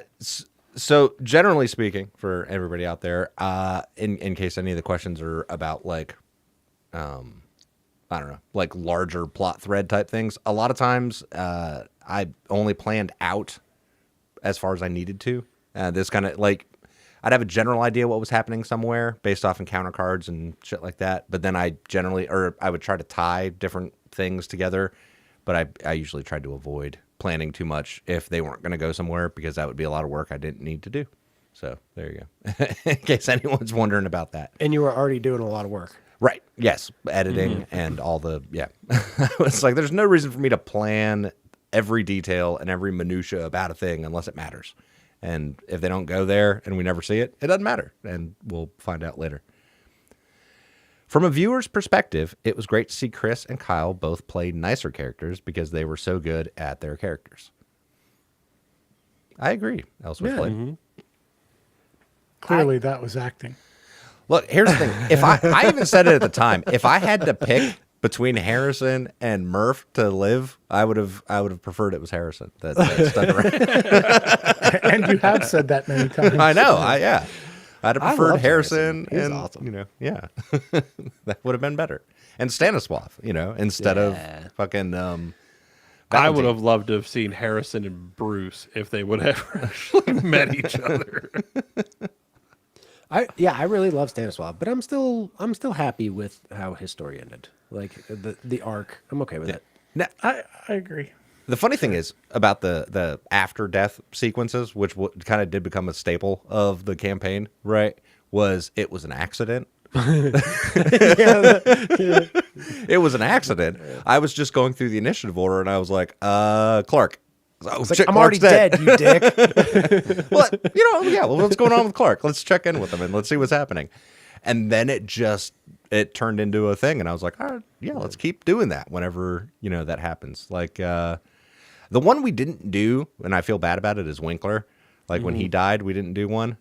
But I played him for like you weren't playing 3-4 him for long. sessions. Yeah. There was I had some ideas for Winkler that never really came up. But it didn't matter. Well, and he died like in the middle of all that. Like there was still like another like almost 2 hours, 3 hours worth of combat that still happened after Winkler died. So it wasn't like there wasn't a good spot to break during that because it was intense the whole time. In all fairness, that leads into my angry thing that happened in the campaign, and it was Winkler's death. And I fucking tore into Adam for about an hour about how pissed off I was at the situation that led to Winkler's death. I was furious. But also it led to Stanislav, so I can't be really too mad about it. Although at the time I was fucking... He was mad. He was So very fucking very pissed. I was like, I don't want to do this anymore, man. Yeah. but I really like Stanislav, so I guess it kind of makes up for it. And I think part of it too was when during that fight, I didn't have all the NPCs at the same power level. Like it wasn't a whole group of like these Soviets, right? It was like I had different groups that were different, and the ones that went into the house were actually this Spetsnaz guys, or not in the house. I'm sorry, into the church. They were the Spetsnaz guys, and I think I remember that was what it was specifically. Jeremy, you were like, "That's bull," and I'm like, "They're the ones going into the church. That's why they were breaching the." You know, it's like 2.5 years from there. I'm not that mad about it anymore. But at the time, it made me mad. And by the way, based on the angry happy thing, I am not that method, at least intentionally. I think it's an unintentional consequence. Chris is just angry all the time. He's like the Hulk. Yeah. But I legitimately was happier playing Harrison. Playing Harrison put me in a good mood. Yeah. Because he was a fun character. Yeah, it was just cool to like have that mindset that he had. Sean wants to know, Jeremy, what was the total number of Jeremy's characters? A lot is not a number. Let me get back to that. I was actually like trying to count in my head, and I kept losing track. So all right, hold on, I got to write them down. And, my guess is 9. Yeah, Hollow 599 says he really liked Major Winkler. I did too. I liked Major Winkler. I liked Major Winkler. And there was a lot of story there that never got dove into that Jeremy and I had talked about Major Winkler that would have been really interesting, and we never got into. So. L Switchblade, not that mad, so not entirely not mad. Jeremy 2025. That's only 2 years later, Yeah, it's fine. Yeah, but you know what the secret is he's already at a baseline of angry anyway. I mean, look. I'm like one bad day from blood pressure medicine. So I realized that I didn't answer the like what made me mad, like things that made me mad. The thing that would make me the maddest was like 5 minutes before we were supposed to start recording, and there'd be a text message. It'd be like, "I gotta cancel." I guarantee. I was like, "Oh my god!" Yeah, that was obvious. It's like, okay. What do I do? Not saying that there weren't others, because there were definitely some other times when like I got like I would quite obviously get mad in some moments in it, but I tried to usually walk those back and be like, all right, let me calm down. I don't want to take this out on the characters or the players. But yeah. Any more questions, guys, in the chat? Feel free to throw them in, and we'll keep going. Brian. Mm-hmm. So, where's Emmett at when we leave off? Like, what were your thoughts about that? About how where Emmett is as a human being? See, I don't want to give too much away because I'm hoping that there is a chance that we. I don't mean physically. I meant like emotionally. No, like, I know. Yeah, That's what I'm saying. Is I see him kind of being, he's ended up with alcoholism before it ended. So that's something that he's battling now. He's kind of fallen into this a level of brokenness that he's never been before, without anything to really anchor him. And I think that's really put him in a questioning his faith and religion at the same time. So I don't know. It seems like he could go either way. I mean, it would be fun to see how it played out, because I could see it going either Reverend Emmett or cutting off a Spetsnaz toe Emmett, depending on, Yeah. where it lands as far as that goes. What if it's both? Reverend cutting off Spetsnaz toes? Yeah, yeah. Like Spanish Inquisition kind of shit? What about you, Chris? What about Murph? I've thought about that a bit. I know this is going to be a cop-out answer, but it's not meant to be. I think he goes one of two ways. Mm-hmm. He becomes a fucking hermit. Mm-hmm. Or he kind of like God, God, my brain sometimes. The movie with Jeremy Renner, Iraq Hawkeye. bomb disposal. Hurt Locker. Hurt Locker. Thank you. He doesn't know anything else, and either gets back to the U.S. and gets into the fight there, or becomes like a mercenary type, something along those lines. I think he might have that where he doesn't know how to be a normal civilian. Well, I guess there isn't such a thing. I was about to say, but fortunately for him, that's not Yeah. the way the stateside is at the moment. but I think he'll go looking to get Yeah. into the fight and what in his mind is the right side. Jeremy, you kind of answered the Anna stuff briefly. Oh, I was going to say my tally is 9. Chris is right, I think. Yeah. Look at Chris. Anna, Jacob, Clark, Winkler, Stanislav, Valentine, Ellis, Merrick, and Natalie.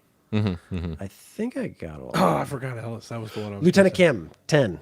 Oh, Damn it! Ellis was the one. And you're not counting the ones that necessarily have died. You're just counting characters. That was in- all in characters. general. That's all the characters that play. There's a couple of good questions. But I in the think chat. half of them died. I think it was 5. That's why I kept getting new characters. Like only one of them, two of them were like, no, 3. 3. So 3. Because one was Conus. So it was Natalie's Conus, Anna, and Jacob were the ones Yeah. that kind of like. All right, and guys. then Go ahead. Merrick made it. Yeah, but that's like. So that's 4. Kyle's Good night, here. everybody. Good night, everybody. It was great, everyone. Have a good night. Thanks for showing up, everyone. We'll see you. We'll see you next Appreciate time. the questions. Later. Bum, bum, ba-dum, bum, bum, bum, bum. All right, wait. All right. Please tell me you have your preset set, by the way, Kyle. Everything's set, and I'm getting ready to Oh push record. gosh. All right, you don't have to record. Don't worry about it. You're Adam, not you got a recording. couple of good questions. in there. Presets are as good as they are. Yeah, I know. I was just seeing Kyle was over there, and I wanted to. And I have do a that. All right. Circleville pumpkin show donut. We're ready to go. Chode? Not a pickle donut? sandwich? Did you say chode donut? Circleville pumpkin show. Pumpkin chode? Pumpkin chode. Oh, yeah. See? All right. Tasty. I was kidding. We're not really logging off right now. There were some other good questions here, and fuck, what were the Kyle ones? There were some Kyle specific ones, and now I don't remember what. Some of them about Cole. Yeah, what was somebody asked a question about Cole, and I don't remember what it was. And now. what was he about the not being meta when he was shooting at Kiana, Keanu? Yeah. Thank you. Oh yeah, no, you did an amazing job not being meta. you actually got a lot of praise while you were gone. Yeah. Now If that you'd you're have been- here, if you'd have been here, you would have heard it. But now yeah, we're just gonna now give that it you're to- here, eat your chode donut. Yeah, Story of my life. yeah. People are Now nice that when you're I'm here, not eat around. your chode donut. The life and times of.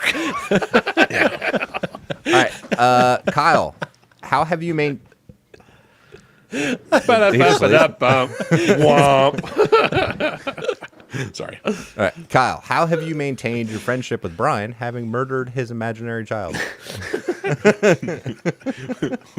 You know, a lot of secondary and tertiary conversations to try to take it away from the obscure murdering, and a lot of changing the subject, talking about the weather. Chode donut all day too. Kyle, what was one of your favorite character moments you got to play out? I'm trying to briefly do some of the other questions Sure. we asked before for everybody else. I mean, the Dairy Queen moment was one of my favorite ones. I absolutely loved that because I didn't really feel prepared when we hit it, and it just everything kept falling into place very neatly as we went along. And then waiting till the very end to drop the crazy Uncle Frank. Oh, Just yeah, knowing yeah. at that moment. Yeah. That one was so Those were- fucking amazing. Those were some things that I am just like. Yeah, the crazy Uncle Frank one was really fun because it was like I had that idea and I was like, Kyle, Yeah. like texted And him that on the was side. I was like, this is all I want 2.5 you to do. months prior to Yeah, that. it was a ways earlier. I was like, this one thing, and he was like, done. I was like, perfect. That was it. And I was like, I just thought that was a really cool like tie in to everything. That was going to be neat. What was one of the hardest? Was there anything that you thought was like specifically a hard part to play out in the. Yeah, trying to work with Jacob for those many weeks that I had to be in a party with that douche nozzle and try to be in the same group and not speaking of murder things him falling into every place. day. We touched on how you still hate Jacob with a passion. And honestly, like, That's I not was even when character hate, Cole, that's when real Cole hate. died, I was just like, I don't know what to do. I do not know what to do now. I still need to hate this fucker, but I don't know how I can do it and make it in character. Yeah. I do have to say that the after Cole's death, that had to be the, in my honest opinion, the least smooth transition into a new character we had in the entire thing. That's Hey, where guys. the I open fire thing came Yes, that's from. where That the was open early. fire joke came from. Yeah. Hey he just- guys, I heard gunshots. I open fire. Yeah, that was kind of a lazy transition. I was like, whatever, you show up, it's fine. I am French Canadian. How are we today? All right. Charger8117 asks me, I guess, was there ever a time when the PCs misinterpreted NPCs' intentions as hostile when you intended the NPCs to be peaceful or neutral? Yes, all the time. Yes, constantly. There were a lot. Usually when that happened, it was because the NPCs just kept walking by. And they were like, let's hide out and not talk to these people. And we definitely had a very heightened sense of paranoia. Yeah. Even really before we had a reason to. I mean, like Well, from the very having start Adam of as this a game, GM we were just like, gives you yeah, that. we were very cautionary. Even like the first 2-3 episodes, we basically avoided every encounter after we got out of the Dude, out of the base. The car fire, like seeing the burned up convoy with like the kids' toys and shit, and then like the new crater was like, no, that's stuff. Like, fuck these things. If we can go around, we're just gonna go around everything. That was just an encounter card. That's all I that know. was. The Yeah. napalmed out cars. I was like, all right, yeah. What would you have done to me if I went into the crater for the loot? Oh, you would have gotten radiation poisoning. Yeah, 100%. 100%. Yeah, it was. Yeah. I will admit that was a bit of metagaming, but also Yeah. But in reality, like the way you guys treat it is like you probably would have been fine. You know what I mean? Like in reality, your guys' level of fear of a rad for a period of time, was much higher than the actual game mechanics danger of it. I was kind of thinking the same thing.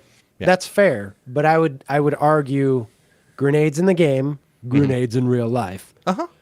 Radiation in real life, no, thank you. I'm gonna just Also depends I'll on stay on the like, conservative side and be like, that's not a microwave. I'll go this way. Yeah, I mean, I'm just saying, like the game's mechanics of radiation. I'm not saying don't do it. I'm just saying there's a lot of times you guys could have and you probably would have been fine. You know what was funny about that though? Murph was like, "No, you don't want to go in there. No, don't. You're gonna get. No, don't." He's like, "Yeah, but I'm like, you know what? Fuck it, go, lick it." You guys weren't scared enough. Adam, 2025. I said they were. I think I meant they were too scared.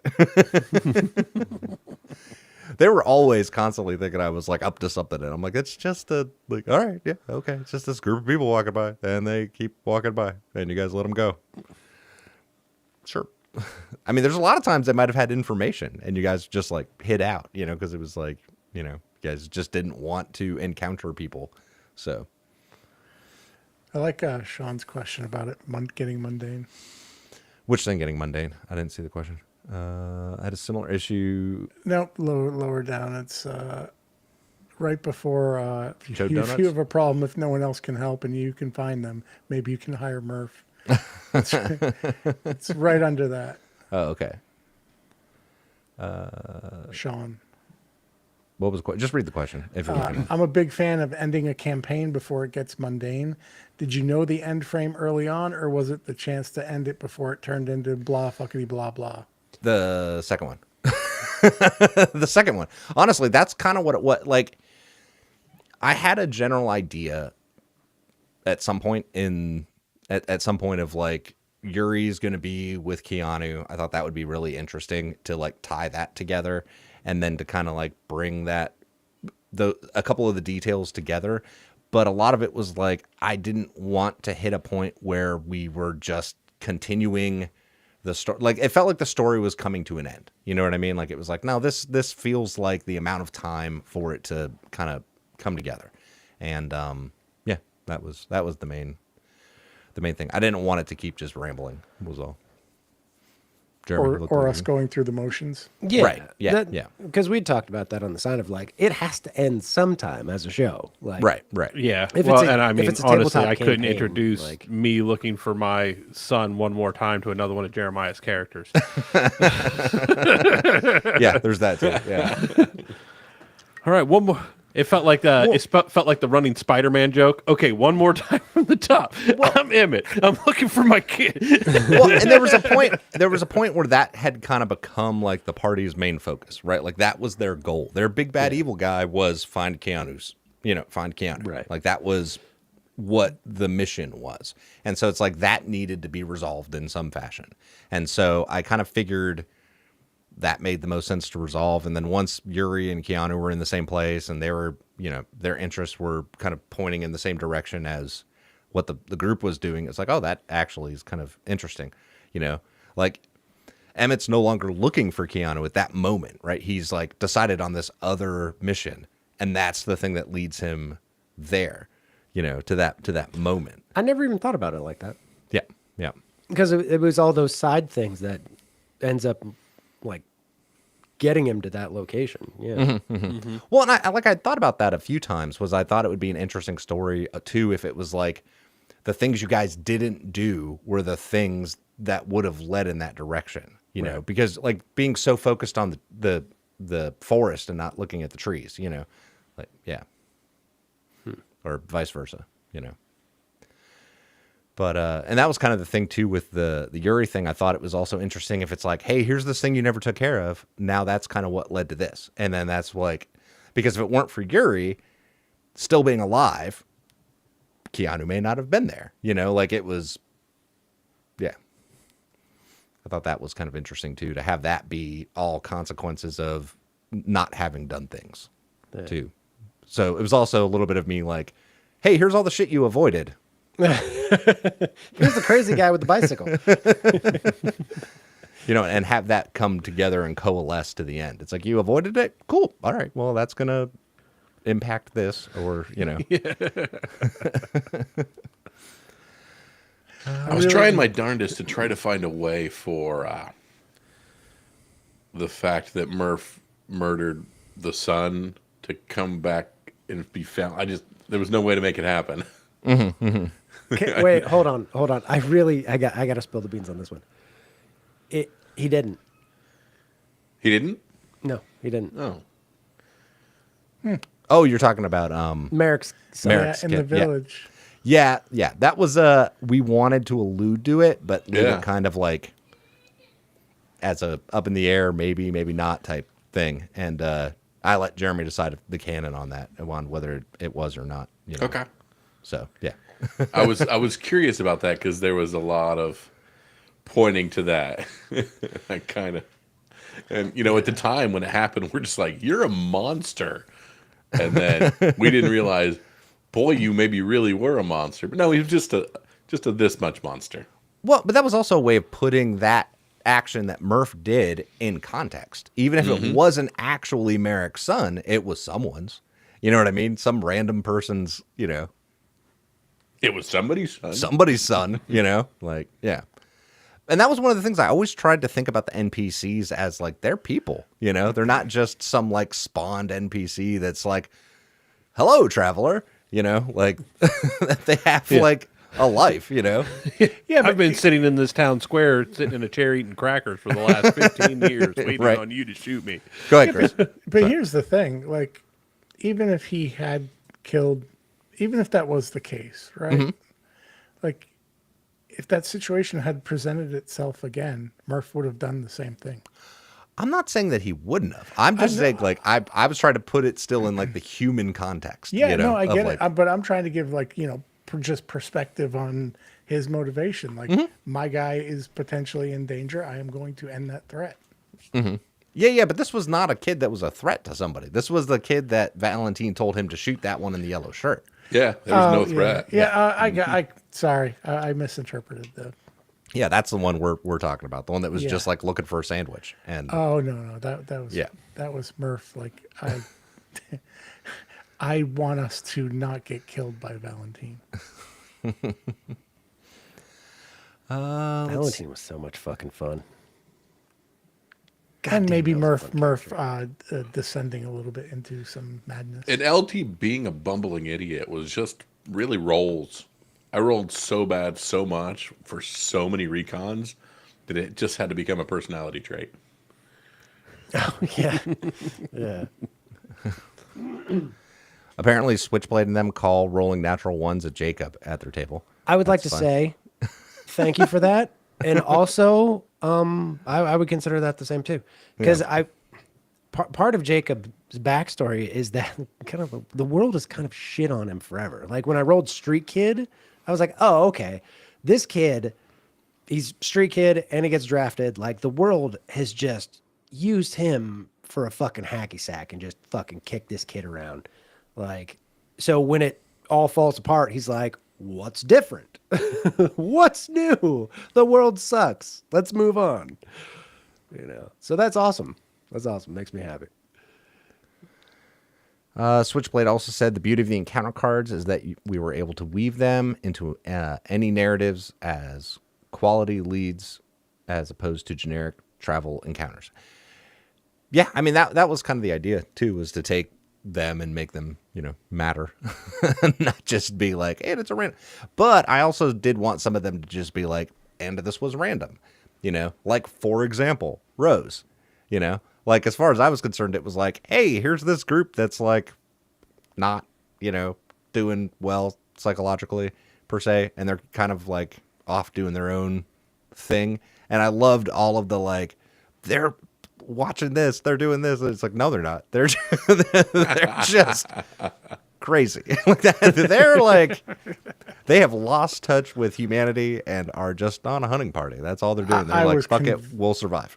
I was convinced that they were a team either watching or looking for the same thing that we I were. fucking told you they were eating people That was all it, yeah. along, the whole time. They were just like, fuck it. They Merrick, were the extreme of fuck it. That's where they were at. You were right, Merrick. And I love that we murdered the hunting party of the town we then went into and acted like we were the really saviors of. Yeah. That was awesome. Well, that one kind of turned out that way because I was like, random encounter card, hunting party, right? And then it was like, then you guys go into this town. I'm like, that's only 10 kilometers out. I'm like, they're probably from that town. Like, that would just hunting make party's sense. exactly Like, right That there. follows. We'd like to That's- donate a rifle pulled off of your grandfather. That's the one that I was talking about. Sorry, looked- I was. this looks like my husband's rifle. That's weird. It's strange. That's one where I said if Murph had it again, he'd do the exact same thing because Yeah. that's. Yeah. That was fun. But I mean, but shit like that's great. I love it when it was like, unrelated encounter card things. And I'm like, that just obviously this is here, But that's like the train thing from like way back at the beginning of the campaign where it was going by. And I was like, I'm going to tie that into the end to make that the train that was like passing out fucking plague blankets across the countryside. Yeah. Because, Yeah. yeah, that seemed fun. Speaking of like the characters and how like they acted in the world, one of my favorite was Merrick on the porch in his undies. Mm-hmm. Just that, but the fact that it was we were the other party's encounter card. Yeah.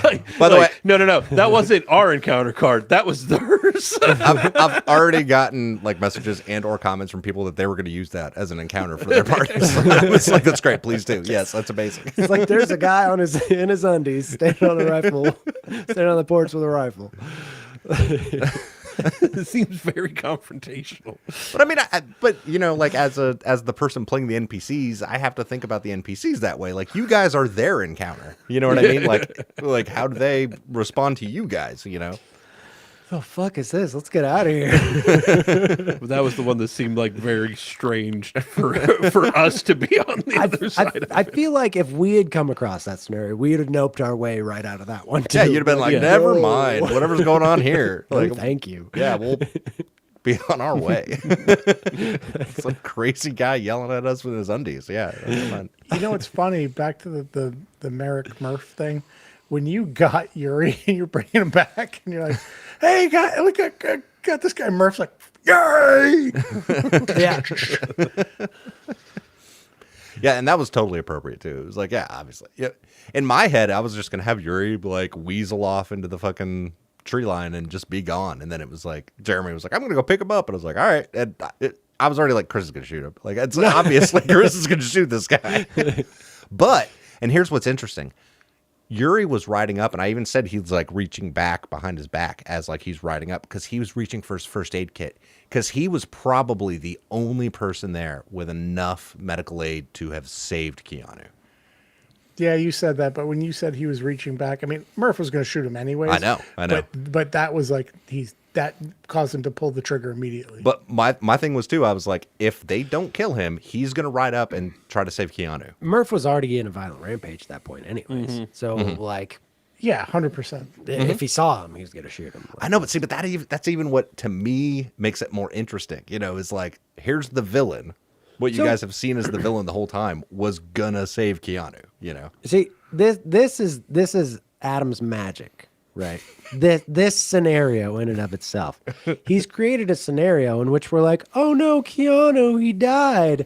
But we're the people that killed him. LT shot him. Merrick brought the guy back to heal him, and Murph shot him. yep.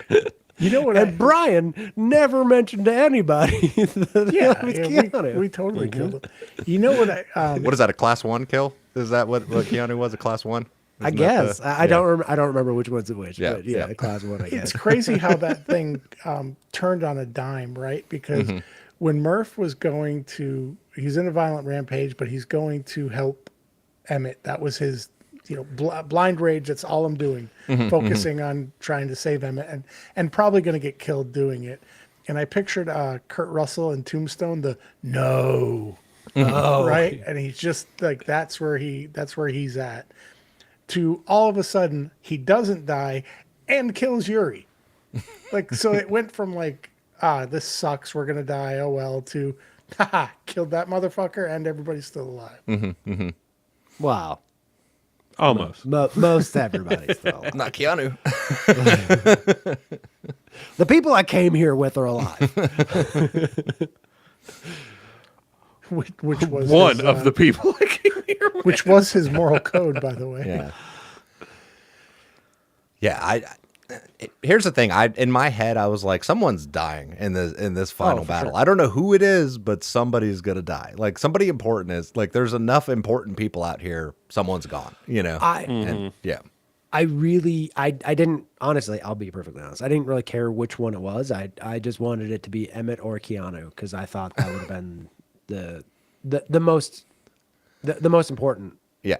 Kyle and the dice made that happen, and it was beautiful. It was tragic and everything I thought it should be as far as an ending for the campaign. I liked the way it turned out. I mean, it could have been a pile of Petersons, pile of dead Petersons. But Yeah, it could have been, but it wasn't, and it's so much more tragic that it wasn't both of them. It's far more tragic this way.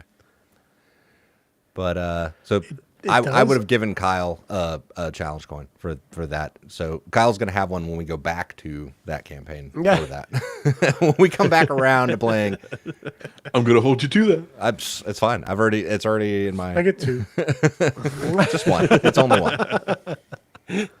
But the way that ended too, like unexpectedly, right? But it opened up so many, and the way that we did like the epilogue thing opened up so many possibilities for what happens with the characters when we do get back to the US or whatever. You got Emmett who's a drunk and dealing with all kinds of psychological issues. Murph is fucking crazy Murph. Yeah, because he still never got his stuff healed. yeah, I know Adam did say like probably on the boat trip back to the US that will kind of heal. I mean that also depends on what stories we want to follow at that point. Because whether you guys want to continue to play Emmett and Murph, or if you want to play different characters, if we want to go to Anna and the professor or Noah. But that's what I was saying, kinda is like it peel off of that, or it opens up the possibilities to do a bunch of different things. So back Right. to like if people are missing, Yeah. like, Yeah. oh, hey, Emmett and Murph are over here, or Anna's over, you know what I mean? Like, Yeah. it gives us it's very open-ended. I would love to play more Anna, honestly. Like I think that character would be lots of fucking fun for me to play. Natalie would still be interesting. But yeah, either Anna or Natalie would be really fun to play. I think Merrick's story is kind of like closed out pretty good, I think. By the way, Sean, Luke Goblin is Kyle's spirit animal. Yeah, no, that's just who Kyle That's just is. Kyle. That's just Kyle playing Kyle, much like Chris Yeah. playing Chris. Yeah. Yeah. Yeah, in every game. You can take Kyle, the boy out of Kyle the trailer keeps track park. of all inventory. Trailer park out of the boy. Yeah. So do you guys have any questions for me as far as like other things that were happening outside the focus of the world that you guys were at? Did we ever ask Kyle? Because I had to step away for a minute. Did we ever ask Kyle what part of the game pissed him off? Oh, no, we didn't. Kyle. What was the Like- thing that made you the most mad while we were playing? Yeah. That you can remember. No, just kidding. It doesn't have to be in game either. It could just be like one of us pissed you off. Bear meat. We finally had this beautiful, giant. Food was not an issue. We were going to have enough for us and the masses. And we got this beautiful bear and we carved it up and we cooked it. Oh, yeah, it's irradiated. You're sitting on a pile of fire ants. You Oh, there guys were suck. also ants. Yeah. Also, that irradiated bear meat led to the death of Olaf, too. Yeah. So, Yep, and that's what broke Jacob. That's what That is what Yeah. broke Jacob. Yep. yeah. I took, because like, we're like, hey, this is a good card. Well, we've got a bear, we've got food, we've got this. That Turned out to be the worst thing that Dude, happened. I think you were bitter about that for a year. He's that still mad. card early on, Adam's like, "Oh, you guys avoided all these beneficial people." Yeah, because we're fucking jaded after like 3 sessions. Yeah. Like, fuck that. We don't know. I will look this gift horse right in the mouth and walk the other Every fucking way. single time. Absolutely. Absolutely. You know what? Adam brought up Olaf. So I wanted to set two things clear. A, it pissed me off that I had to kill him, but You didn't have to. You didn't have to. You didn't have We to. stood by that. right that's along. what pissed me off. You guys were like, you didn't have to. Because to be honest with you, I thought I was doing what Adam wanted me to do because I thought he hated having the dog. And so I was like, okay, fine. He is presenting the avenue to get rid of the dog. So this is what I'm supposed to do. And then you didn't have to kill him. I'm like, oh, fuck you. I think I did point out specifically. I was like, don't do something because you think that's what I want you to do. Dude. Yeah. Like, just, I Although- we had that conversation Yeah. post. Although Right, you yeah. had Post no dog. posthumously. although you had no compunction about Cole shooting that dude that had the gut wound that we could have also treated. Yeah, you guys could have also treated that guy. Yeah. Who probably would have had a lot of good information at this point in retrospect. Yeah, no, he probably would have. Like, well, yeah, because that was the same guy that got on the train that rode out. Yeah. Yeah, Yeah. that was that guy. Yep. I mean, we didn't. You didn't know honestly, that. did Shit, you I didn't know did that. you at know that that? time. No. Those were things I tied together later. L Switchblade gets me. I had to kill the dog. No. No. Also, fuck you. Let's see. Did I miss any good questions while I was putting my daughter back in her bed? Bear. Meat. No, Dog. no, no. Dog. Gift horse. Okay. No? Ooh, I've got another favorite moment. Yeah, shit. There was something that There was one that I really liked. Mm-hmm. And that was when we were at the farmer village Okay. right before it got firebombed. And I got to basically be purposely hostile towards Adam and all the doctors. No, that was. a I fun just moment. got lit Oh, on yeah. fire, and it was immediately like, no, you're not touching me. God, Brian, why do you have to be such a dick to the doctors? It was just a fun moment to like actually be actively hostile as Emmett towards NPCs. The whole can that whole church fire was fucking amazing. Oh yeah, yeah. Oh, I really thought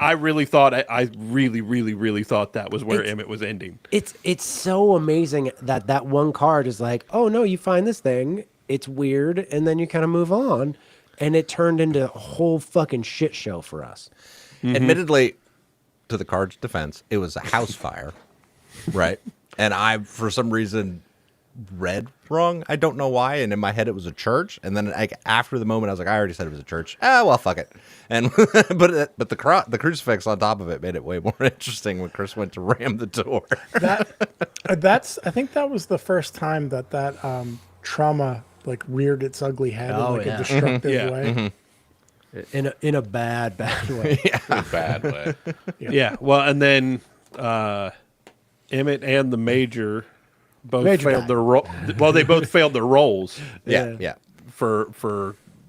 So like, and that was one of those like, yeah, Emmett does fail roles when it does. Launching into a flaming building. I mean, she was quasi paralyzed, like she was immobile. So Right. Yeah, she just went. And the whole time, I was always waiting for Emmett's stolen valor to be a big issue. A lot of people would be like, "You don't look like a captain," kind of thing. It got really close. It got really close. A couple times. Yeah. It did when those guys robbed us. And then it did when we were at The bunker. The bunker, yeah. Yeah. and and Well, Sean, and I think if we would have pressed into, if we would have followed the thread of the Marines there in Shit, I totally Krakow. forgot about another character. That's 11. that's 11. But if we would, I think if we would have gone that, he didn't die though. I think if we but would, it's just the number. yeah, if we would have gone that avenue, I think that issue would have been definitely come up at that point. Just with them having like being at the embassy and probably having records They and wouldn't different have had things. any records. Yeah, but it always gave me the opportunity to have the snide Murph being like, "Okay, Captain." Yeah, because they were the same rank until Emmett. Yes. Until Basically took it. Emmett gave himself a field promotion. And Murph was the only one that knew that. Yeah. Till Well, he and when, incapacitated him. yeah, well, when Emmett took the Valor, I mean, at that point, Murph didn't have a leg to stand on. Lieutenant Hoover also knew that Emmett wasn't supposed to be a captain because he was the one that robbed from you guys. Because he pointed it out to him, like he's like, I remember Keanu. Yeah, that's what I said. There Yeah. was there was two incidents. It was one where he got robbed, and then the one at the bunker. That was the And same he's guy. on the boat with you all, by the way. I don't know if you caught all that. Yeah, that was the same guy. ending. Yeah, yeah. I would like to say thank you, Adam, for not killing us all in our sleep with that encounter card. Which encounter card? Which The one? one where we got poisoned and we had crazy dreams. Yeah, that was more fun than killing you all in your sleep. It seemed more interesting to like poison everybody and do a weird dream sequence, which was one of the crucifix ones, but that was a dream, and that doesn't count if it's a dream. So, because it wasn't like a thing happened and he had to do stuff a certain way. It was just kind of like this is what's happening in the dream. Yep. So, the drug-induced hallucinatory dream. That was fun. That was a fun roleplay hot potato. That was a fun one. I got 2 responses to the chat. Yes. Yeah, everybody knows I hate dogs. That was the irony of it, right? And then Murph seemed to take the promotion well after a few episodes. I think Murph was like, okay.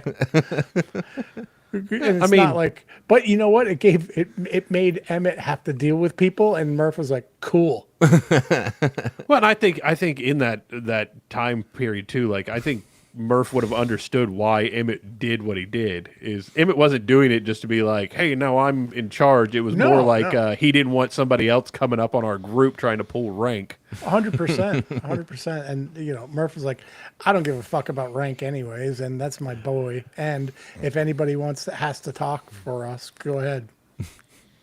Yes, Kyle? Switchblade. Yeah, Kyle. Between D-hole teenagers stealing things and 12-year-olds with shotguns that almost kill me. Yeah, anybody who's a pubescent in my mind I start sweating. It's awful. Don't you also have teenagers in your house? I do. Ironically. I know how I don't trust any of them also.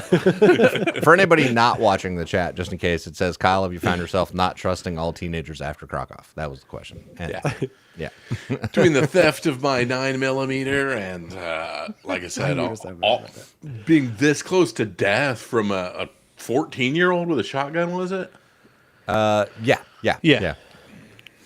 Admittedly, I had you roll a recon roll to see if you noticed them lifting the 9mm. Yeah, it was about. I think I was 0 for campaign on those. You were. Oh, I actually have a. That's funny. You run a liquor store and have children that checks. I actually have a question for Adam. Yep. Is there something? Is there a storyline or a plot line that we avoided or that you didn't get to introduce that kind of bummed you out? Like one that you had like, oh, this would be a really cool idea, and then we avoided it or it never came into play. Krakow. The whole city. All of Krakow. All of it. The whole thing. and to be completely honest, that was really hard for me because I really wanted to play in the city. Mm-hmm. But at the same time, it was like completely against the character I had built at that point. Like, I can't just hang out here. Well, and then with Valentine, it was like, we got to get the fuck out of here. I mean, you didn't have to. No, like, you could have just taken him out and hung out. But. Yeah. If we would have, I think if we would have found, like, hit the tank dead end, and then went to Krakow, I think Krakow would have played out differently. Mm-hmm, mm-hmm. Like, if Emmett didn't have, like, where Emmett hit that dead end, and that's why he kind of clinged on to the, hey, there's this virus thing going on, is because he had hit that dead end with Keanu. Right. Go ahead. Sorry, Adam. Oh, no. I was going to say getting out of, Valentine getting nuked and us getting out of there, I think, was a very good thing for Murph. I think Murph in Krakow was descending into a very bad place. Yeah, Valentine was a bad influence on him. Yeah. That's why that character was so much fucking fun. It's like, what fucked up shit can I get Chris to do? Oh, shoot this random kid on the street? Okay. The other thing is don't ask that guy. Jeremy's British intelligence officer. I was going to give more information to as we went along, as it became relevant. Because it was like he was actually on mission for the disease thing, and so then that but then he got killed with the BTR, and I was like, all right, well, I guess the dice decided not, and we'll go from there. So that was my failed stealth roll, recon roll, I think. Recon to cross the street. Mm-hmm. They saw you, and then they saw me and opened up fire because my recon was not as high. Yeah, that didn't go well. And back to the Krakow thing. But that come to Jesus that Murph had, and then us leaving was huge for him. I figured out early on, and this is still going back to the other question about things we didn't get to do. I figured out relatively early on that if I started to plan for you guys to do a thing, you wouldn't do it, right, at all.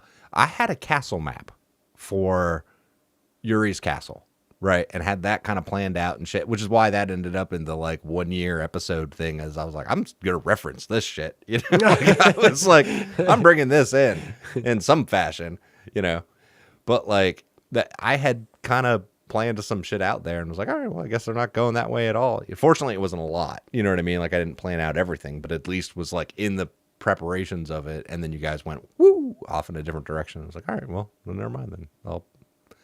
And that stuff like that kind of led me in the direction of, I guess I don't have to plan these things unless they're gonna go that way, and then I'll make sure that I have us in between session time to plan. The Brit with the Uzi killed in the road in nowhere Poland by a nothing BTR for no reason whatsoever. Yep. Yeah, that's a very Saving Private Ryan statement.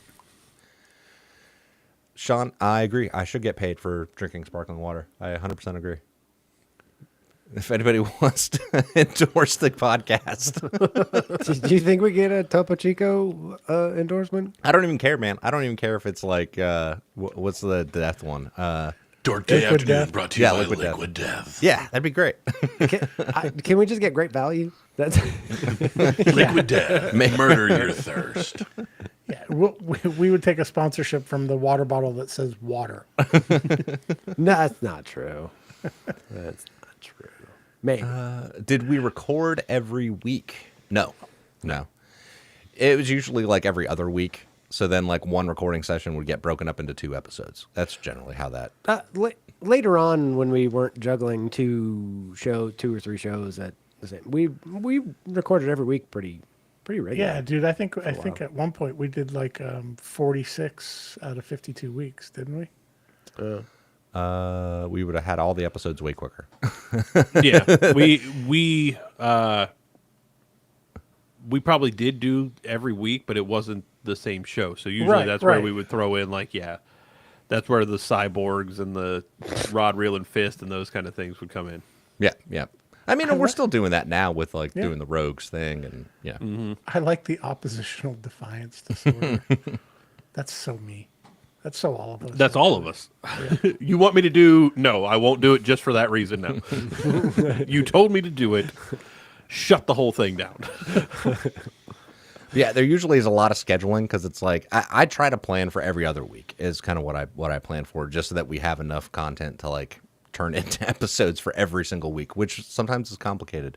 So, yeah. Sometimes that's hard scheduling, and that's how we end up with little chop. side campaigns where some characters aren't there. Yeah, see, all these guys have kids and lives.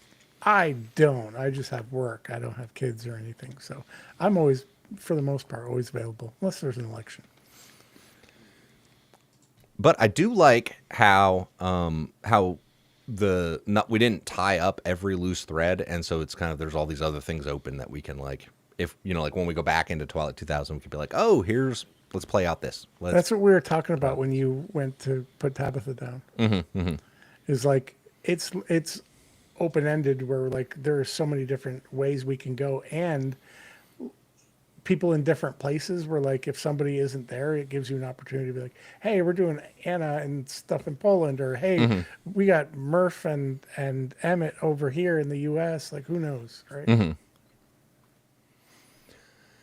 Yeah, and my plan, and this is to let everybody kind of know, my plan is once the Operation Reset comes out in the spring, I'm going to read through it and kind of like plan out a campaign of some sort. And so we'll definitely be coming back in to play that out with whatever characters we play them out with, wherever the fuck we do. But I definitely want to do that at some point. And I think it'd be fun to run Black Madonna with some of the characters we have floating around out there. That would be fun too. So we'll just have to see when/if we do those. But I think that'll be fun. Anybody else got any more? We're doing Anna stuff in Poland. But I also really want to play out US, like the CONUS shit. Like I really liked where that was headed, and that's fucking completely open now. It's like I don't know. We'll just Whole there new was sandbox. Yeah, there was no conclusion to that. It was just more of like a, hey, there's shit going on over here. Hey, do you see this nuke they buried in a car over here? I have a question for my own curiosity for you. Yeah. Did you, knowing you the way that I do, you probably did this, but do you know, like, in canon or in your mind, what cities in the U.S. got hit by nukes? Yes. Okay. Of course he does. I knowing you, I figured you rolled a D100 and a bunch No, of I was actually, my plan was probably to use one of the prior iterations of the game's canon for it, because that has existed in some of the previous games. So I was just going to use that. So, and for That's what cute. we were running for CONUS, I just used the map that had been made of Kentucky And those ones that were ruins in the game because I was like, it makes sense. Because we would joke about it, be like, oh, who's back home for you? Like, well, They're don't probably know. dead. Yeah. Well, yeah, but that's the other side of it. You don't know, and so it's, yeah.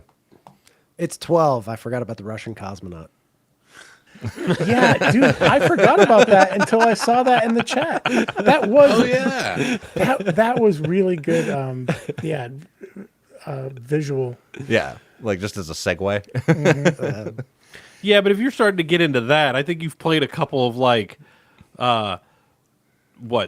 brother for Harrison and In the Afterlife, now you're yeah. getting into like small like one-off little offshoot things like that. Like when Yeah. we did like the family flashbacks guess. and things like that. Yeah, like, there now weren't you're- even stats for the cosmonaut like that. Yeah, I don't you're- even you're- count. you know, All right, you're- so it's still 11. All right. Yeah. Let's not start going off in the weeds on that stuff because Can't like let him have I that, even can you, played. Brian? Yeah, Ooh, that's Sean's question is probably good for the audience. Besides Patreon, is there a reason why some things are on YouTube versus audio only podcast? What do you mean? Oh, why did Two Past Midnight never get real video with it? let's see. Editing. So the reason that like the Dragonbane one and Call of Cthulhu and Walking Dead, yes, there's a there's a reason why, and some of it's like the things that are able to be put behind paywalls for IP reasons and the things that aren't for IP reasons type thing sometimes, if we really want to get into the weeds on stuff like that sometimes. But the other thing was, I think at one point we were structuring how we were doing things a little bit differently. So that's kind of why. And we had always kind of discussed having Two Past Midnight be audio only, just because I wanted it to be at a certain level of production, and that's far easier to do for audio than it is for video. We didn't want it to suck. Yeah, that's So- the main thing. Yeah. Yeah, well, and I mean, it did take us almost a full year to finally coax Jeremiah in front of a camera. Oh, yeah. I had to was put part of it, pants too. on. It was annoying. Let's see. So that's kind of the roundabout answer, I guess, to the video and why things are video and why some things aren't. Did we ever use Foundry from Charger 8117 again? I've tried using. Here's the thing: when we started doing Twilight 2000, I'd already been using Roll20 for some years before that, and then they had the Foundry stuff for it, and so I started playing with it a little bit. But by that point, we were already recording, and I was like, this is relearning how to use something compared to like already knowing how to run Roll20. And so my laziness kept us on Roll20 ultimately. and just time. Like, yeah. the time it would take to learn a new system and go through they would have honestly bogged down how much we produced as far as content wise. And Adam, what would you say, like YouTube versus like the, the podcast? It's like not even a tenth of the overall listens, right? I mean, it depends. I mean, it depends. Like as far as the audio only stuff doesn't get listened to as much on YouTube, but that's, neither here nor there. But I kind of like the way we're doing it now as far as the Patreon stuff, where it's like we have the video version and we have the audio only version, and it's like a cleaned up audio, not like a VOD, like video, like the audio's not just ripped straight from a video and put up there. I like that it's cleaned up. It takes a little bit more time, and while we're doing this, Yeah, but it's the not free edited stuff, to the and same then- yeah. level as like the main stuff is. Yeah. But yeah, Charger, it was a steep learning curve on the Foundry, and so I was like, I mean, it's cool and there's a lot of features with it, but it's also for what we were doing and for it being an audio medium, there's a lot of cool things that Foundry does, right? Where it like does the things automatically for characters, like for players and like the dice and things like that. But for an audio medium, as far as like we're playing a game, there's too much of a tendency when we're rolling on roll 20 for everybody just to look at the dice rolls and just to run with that and not say what they rolled. So that was part of the reason why we switched to live dice. And so then a lot of those Foundry features also become irrelevant at that point because, Because nobody can see it. Yeah. The audience can't see it. It's just Right, us exactly. talking about it. And it's like, Yeah. well, you can't see it. It doesn't. God, I hated the roll 20 dice. And I also prefer audio only because I like to listen to podcasts while I drive to and from work. And so videos are like, not as useful for me. So, yeah. For you guys in the chat, I'm curious, are any of you or all of you or some of you listening to watching Rogues? That's a good question. I was terrified where that was going. Yeah, I know, me too. Sorry. No, Like- I'm curious. Yeah. You gonna meet up in a park bathroom or what's going on there, Chris? Boxers or briefs? No, it's like for my own edification. Like, Yeah. did they cross over with us? Or No, it's Yeah. trash. You shouldn't listen to it. I am curious about this map you built, L Switchblade. Is it up anywhere? Because I think that'd be amazing, and I'd love to take a look at it. I'm pretty sure he just sent it in the Discord. Oh, did he? Awesome. Yes. Oh, dope. So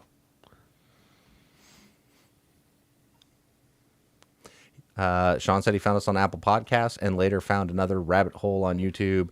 Also, recently joined the Patreon. Thank you, Oh, Sean. right on. Thank you. And I guess my point is would be to try to make all your content easy to find. That's fair.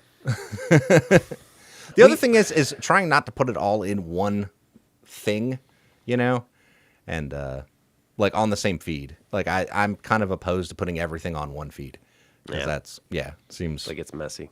yeah. But it all being on YouTube is at least all in one place. But but it does make it hard to listen to because then it's like, hey, now you're going from this show to that show based off of release order more than right content.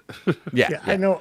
I'm sorry. I know I'm old and not technologically savvy, but there's some times where I'm looking for something because I want to go listen. I'm like, where the fuck is that? It's your glasses. They're on your head. Yeah. I will say on the Patreon, I do make a specific point to put all of the links to the things in like collections. So on our Patreon, if you do that, they're all in a like all the videos for Rogues are in a collection. All the audio only is in a collection. All the Dragonbane stuff's in a collection. And it's set up that way on YouTube also. Yeah, so that's the long and short answer. It would be easier if we could put it all in one place, but I don't know where the fuck that would be in some fashion. Yeah, it is hard to do that at work. Rogues is PITA. Pain in the ass. Oh,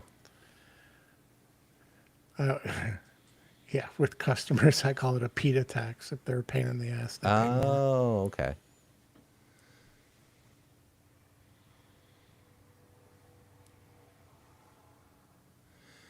Oh, someone stumbled on us from that. Real quick. L Switchblade, I'll have to look into that and figure out a way to make it easier to access the content.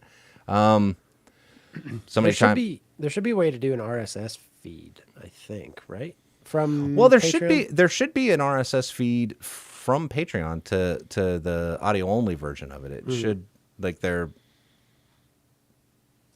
I'll get with you, L Switchblade, on that. But you should be able to, as a patron, be able to access an separate a personalized RSS feed for And you. then Like, add that should be to on. your, Yeah, and then it should just show up on whatever Podcast, catcher whatever. you Yeah. use. Yeah, that should be how it works. But let's see. So what is this? Chimney? Am I saying it right? Said he just stumbled on us live and heard Call of Cthulhu and stayed probably too dumb to understand what this channel is about. Any quick explainers? Yeah, we did do Call of Cthulhu. We played it with the guys from 15Oct2025, and we've also been playing Twilight 2000, and that's kind of been our main focus for the show 2 Past Midnight.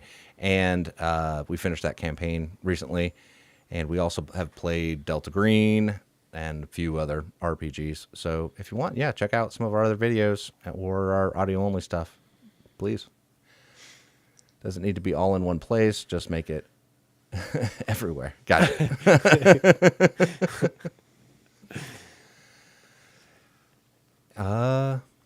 Anything else? Anybody got anything good? Any more questions you guys got? I feel like we need to give Kyle a little more airtime. He came on late. We don't need to do this for 3 hours just because Kyle showed up late. Yeah. Don't do anything for that Kyle guy. Yeah. All right. Well, if anybody else has any more questions after we get done with this, if you want to throw them in the Discord, we are there a lot. Pretty regular. Pretty regularly we go on there. And more than willing to answer any and most questions. So if it's one I'm not, or one of us isn't willing to answer, I'm sure we'll be like, yeah, we don't want to answer that because, XYZ or whatever reason. So yeah.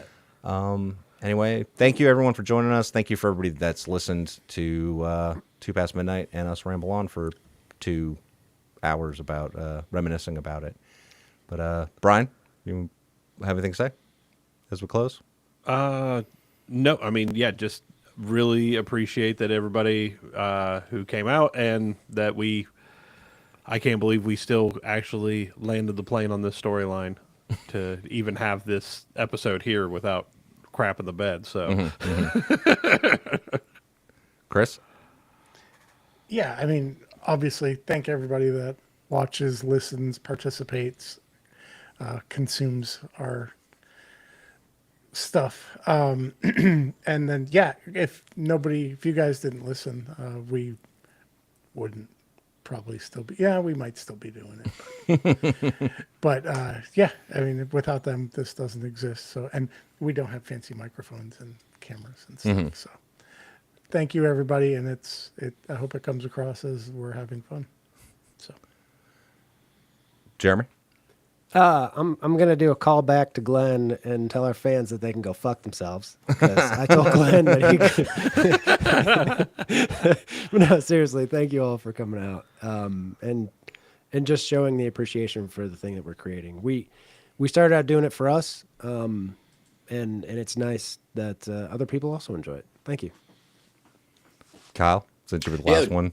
Culmination of 3 years of just getting together and having a really good time, and it turned out to be something that, if you look at it as a whole, looks like we planned it from the get-go, and it's just so fun to be behind the curtain, knowing that so many things were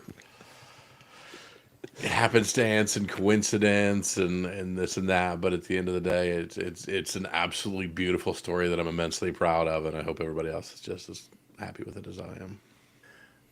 by the way, odds that it would be Jeremy that says that and not Chris are like, Yeah. I'm not gonna get yelled at for it, and if I do, fuck them. All right, everyone, have a good night. Thank you for listening, and thank you for the people that came to the live show. Thank you for the people that submitted People questions came late, like one of the people. ahead of time. Thank you if you showed up late. Thank you very much, Kyle. And we'll keep listening and let us know what you guys think as we continue making more stuff.